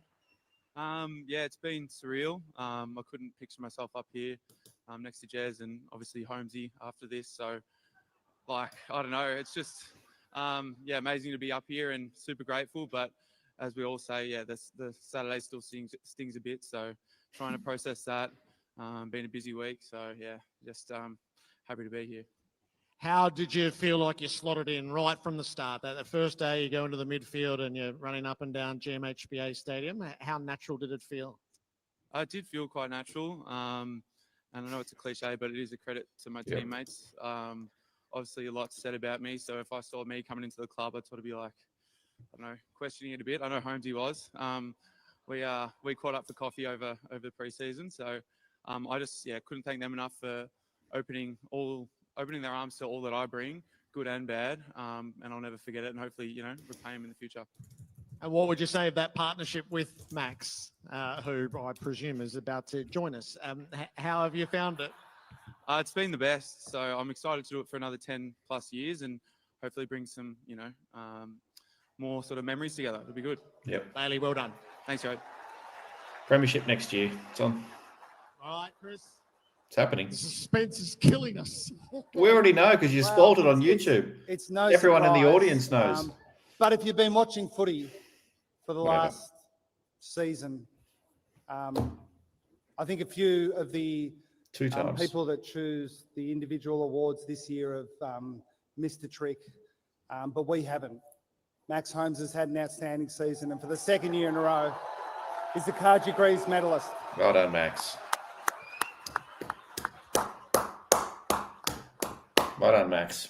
Take great vision, got it to the outside for Holmes. Give it Now back. the runners combine. Go, Max. Holmes Keep and going. Smith. Back to Max. Drills to the pocket. Dangerfield went back with the flight. Lovely, clean pick up from Stengel. Holmes just kept on running, and the racehorse comes up with the opening goal. Holmes starting to really impose himself. It's full. It was an adjusted kick for Holmes. That was so beautifully seen. But we'll get it though. Give it back to Holmes. Holmes unloads. Likes it. This will bring the house down. Shifting it off to Holmes, who's full of attack off half-back, and that is a sensation. Mick got the hand in. Holmes brought it away. And he arches away from the big ruckman. A couple of bounces. Can't catch him, Warple. Gets past Warple. Couple of bounces. Maybe a third. Is there a fourth? Geez, run a long way. The kick's gone. He's down from the wing. Close. Takes the mark. Flicks it to Holmes. It is raining goals. Love now that for one. Geelong. What a celebration.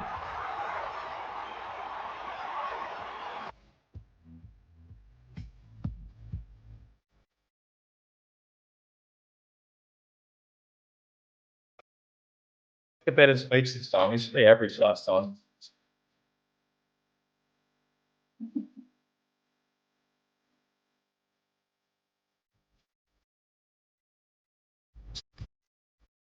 There's just no stopping Max Holmes, 175 votes. He goes back-to-back in the Carji Greeves Medal. Max, congratulations. So we've been watching names on the infinity screen during the night. Polly Farmer, Ian Nankervis, Joel Selwood, Patrick Dangerfield, Max Holmes, back-to-back in Carji Greeves Medal. It's good company to keep. Well done. Wait, am I speaking this? Yes. Oh, yeah, I'm Talk. answering that. Okay. Yeah. Yeah. That's why I don't reckon he's a captain. I was a bit shocked, to be honest. I thought Baz might have won it. So, yeah, that's pretty cool names. Dual winners, Mike Blitzarves too. So that's pretty cool as well. Yeah, plenty of dual winners, but back-to-back's just got something to it. How would you describe your season, Max, compared to last? Yeah, it was a bit different. I played a bit more midfield this year, which I was really looking forward to do. I guess I did in the back half of last year, and yeah, it was an exciting year. We had a lot of good performers, which is evident in I guess the results here. We've had a great year, a lot of different guys. So yeah, it was lots of fun to be a part of, and I really enjoyed it. And yeah, it was unfortunate to not get it done the other day, but I'm really proud just of everyone for getting here. When your game is at your best, what are you feeling? What are you tapping into when you're playing your best footy?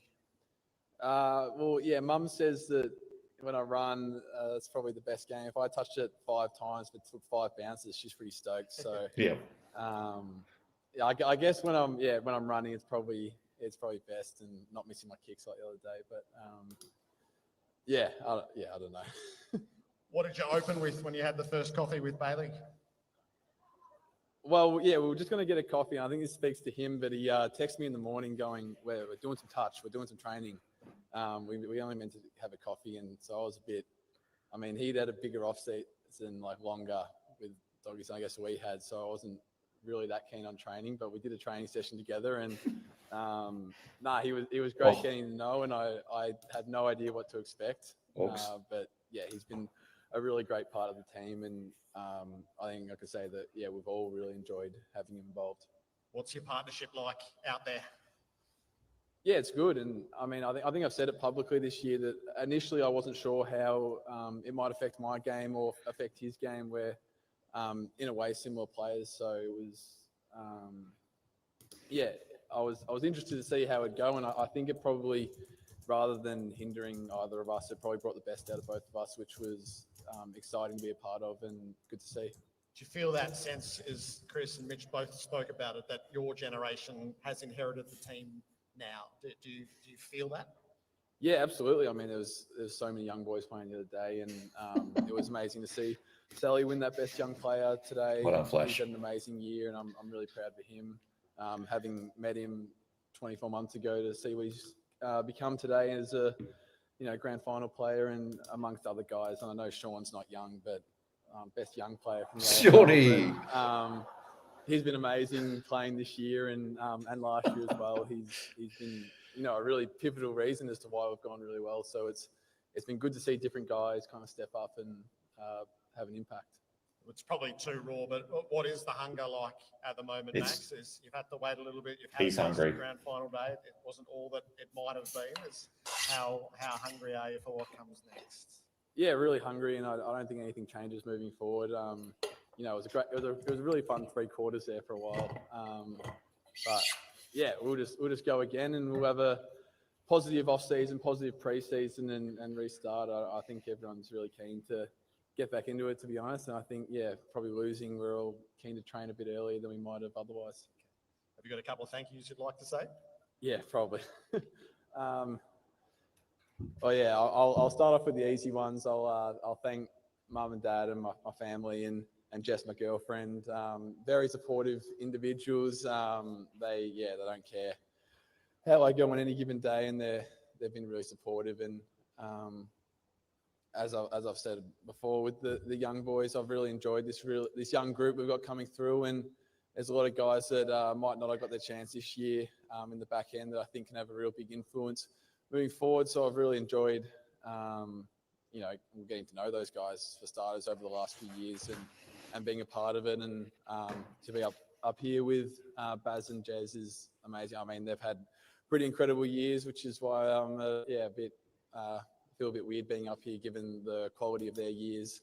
So yeah, I'm really proud to be up here and just really honoured to play for this club and play for such a great fan base that we've got. And I think the last last few weeks in the finals have been the best I've seen the fans at the MCG, and so it was really amazing to experience that in those wins, and especially at the grand final.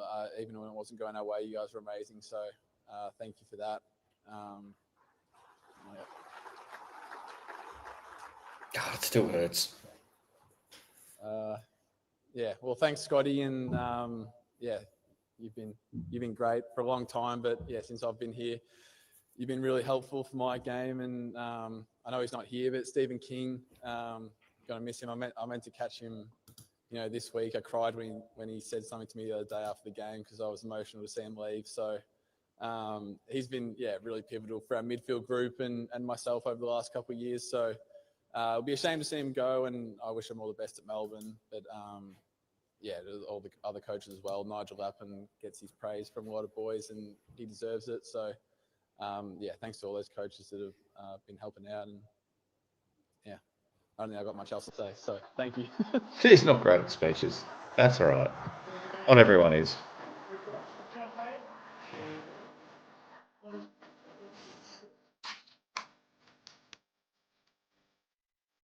At the end.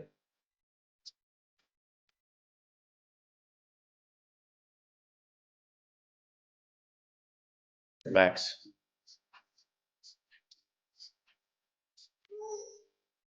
No, we toasting or not? Top three from the best and fairest in 2025 and back-to-back Carji Greeves medalist to Max Holmes.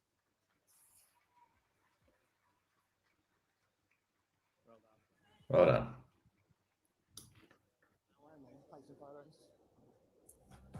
Righto, the final leaderboards.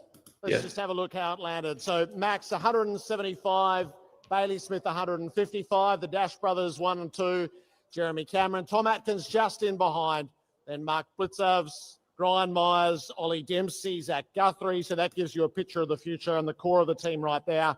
Sean Manor, 110 in the top 10. Patrick Dangerfield, top 10 finish again. Brad Close, Tyson Stengel.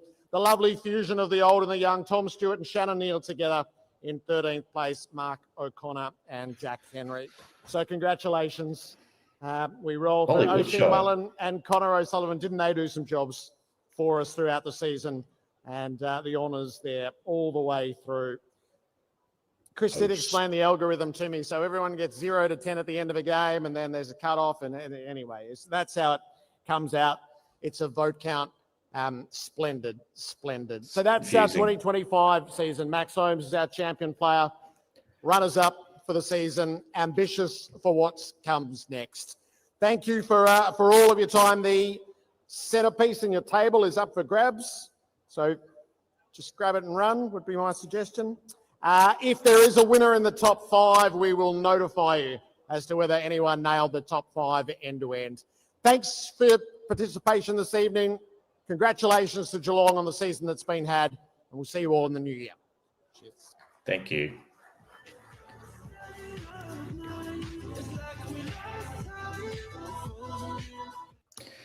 All right, just bringing up the leaderboard again. There we go. Just a quick look at this before we wrap up the stream. Max, by 20 votes ahead of Bailey Smith. Jezza got closer than I thought he'd get. 145. Tom Atkins, really close to being on the podium again, just couldn't quite get there. A few years ago, Jack Henry was second or third in their Carji. It's been a while since Jack's polled that well. And Blitzar's bringing out the top 5 there.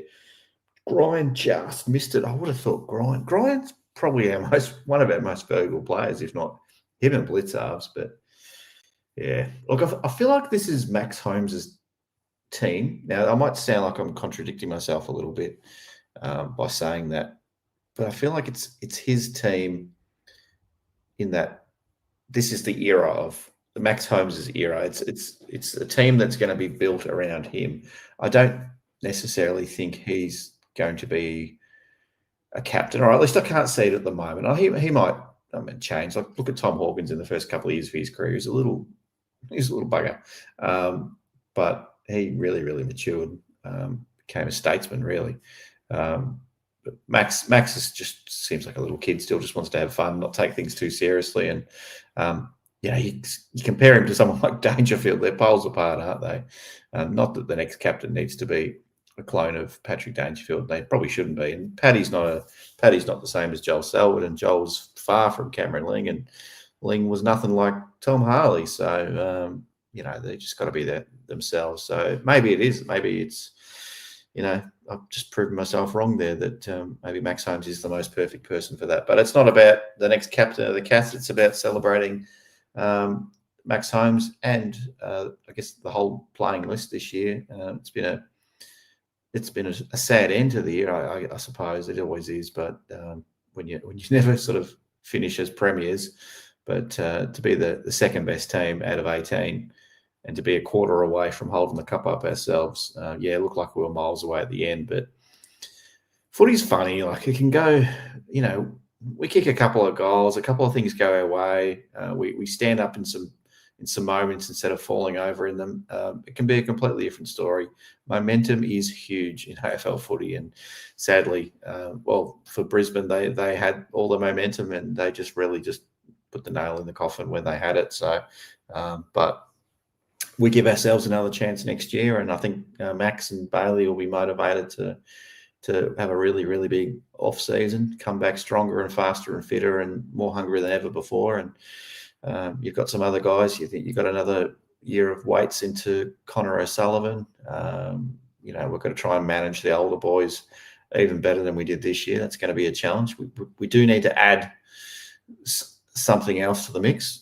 This is going to be a very interesting trade period and free agency period. Yes, we're getting Warple in, but it seems to be a bit of depth for me. Others might sort of have some other thoughts on that. But yeah, the ruck situation, we've got to get Toby Conway fit, or we've got to get Rowan Marshall. Hopefully both of those things happen, but that's not where we're winning the premiership. I think it's just improvement from about a dozen blokes, keeping the old guys going for another year if we can. And just keep reloading every year on year, bring another couple of kids through. Who's going to be the next Ollie Dempsey? This year it was Connor O'Sullivan. I always get that wrong. Who's it going to be in 2026? Is it going to be George Stevens? Is it going to be, finally, Mitch Nevitt? Is he going to be the man? Or is Jai Clark going to blow us all away and make ourselves eat our words? Possibly. Love to know what you think. Look, chat, it's been great. Thanks to everyone. It's nearly 11 o'clock on a weeknight, so appreciate everyone joining me tonight for this. We'll be back, as I said, on Monday for the Hoopies. That'll be lots of fun. Dress up, dress nice. You interpret that how you want, but enjoy it. Have a couple of drinks on us. That'll be lots of fun, I'm sure. All right, I'm going to get rid of that. It's just me. Farewells for the chat. Thanks, Ben. See you later. Frank, thanks for your chat. Jackie, as always, you're awesome. Spartacus, Jimmy, Jezelenko, hi and goodbye. There you go. Got you on the screen there, Jezelenko, with the double bird. Very nice. All right. Thanks, everyone. Putting the scoreboard up again. We'll catch you on the next one. Take care. Bye.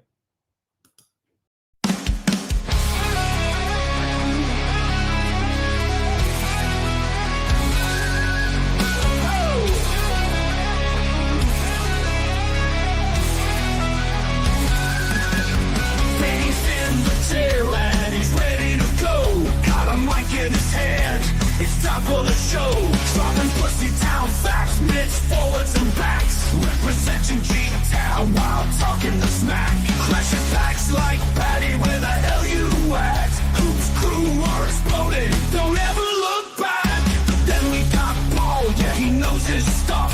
He's a man, he's a myth, taking on the nuts. The man don't miss, he loves to react. His words cut deep, he's a counterattack. Balls on fire, brings a mic to life. Don't fuck with P-Dog if you value your life. Oh, they fuck shit up, yeah, they run G-Town. The Hoops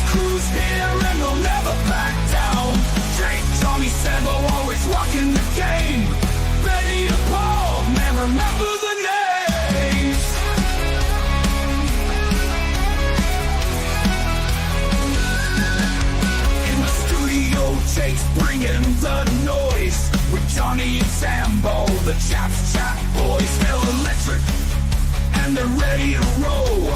The boys are on fire and they're taking control.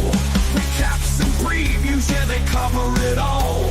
Part of the Hoops crew with Benny and Paul. They fuck shit up, yeah, they run G-Town. The Hoops crew, baby, they'll never back down. Jake, Johnny, Sambo, always rocking the game. Benny and Paul, chasing glory and fame.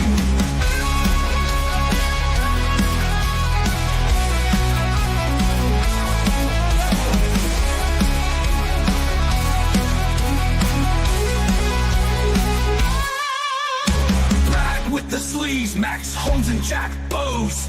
Tommy fucking Atkins, he'll break your damn nose. Stewie in the middle, and Reese in the ruck. They see Big Jezza and they know they're fucked. They're the G-Town boys, go hard or go home. They're fucking insane, taking over the throne. Oh, they fuck shit up, yeah, they run G-Town. The Hoops crew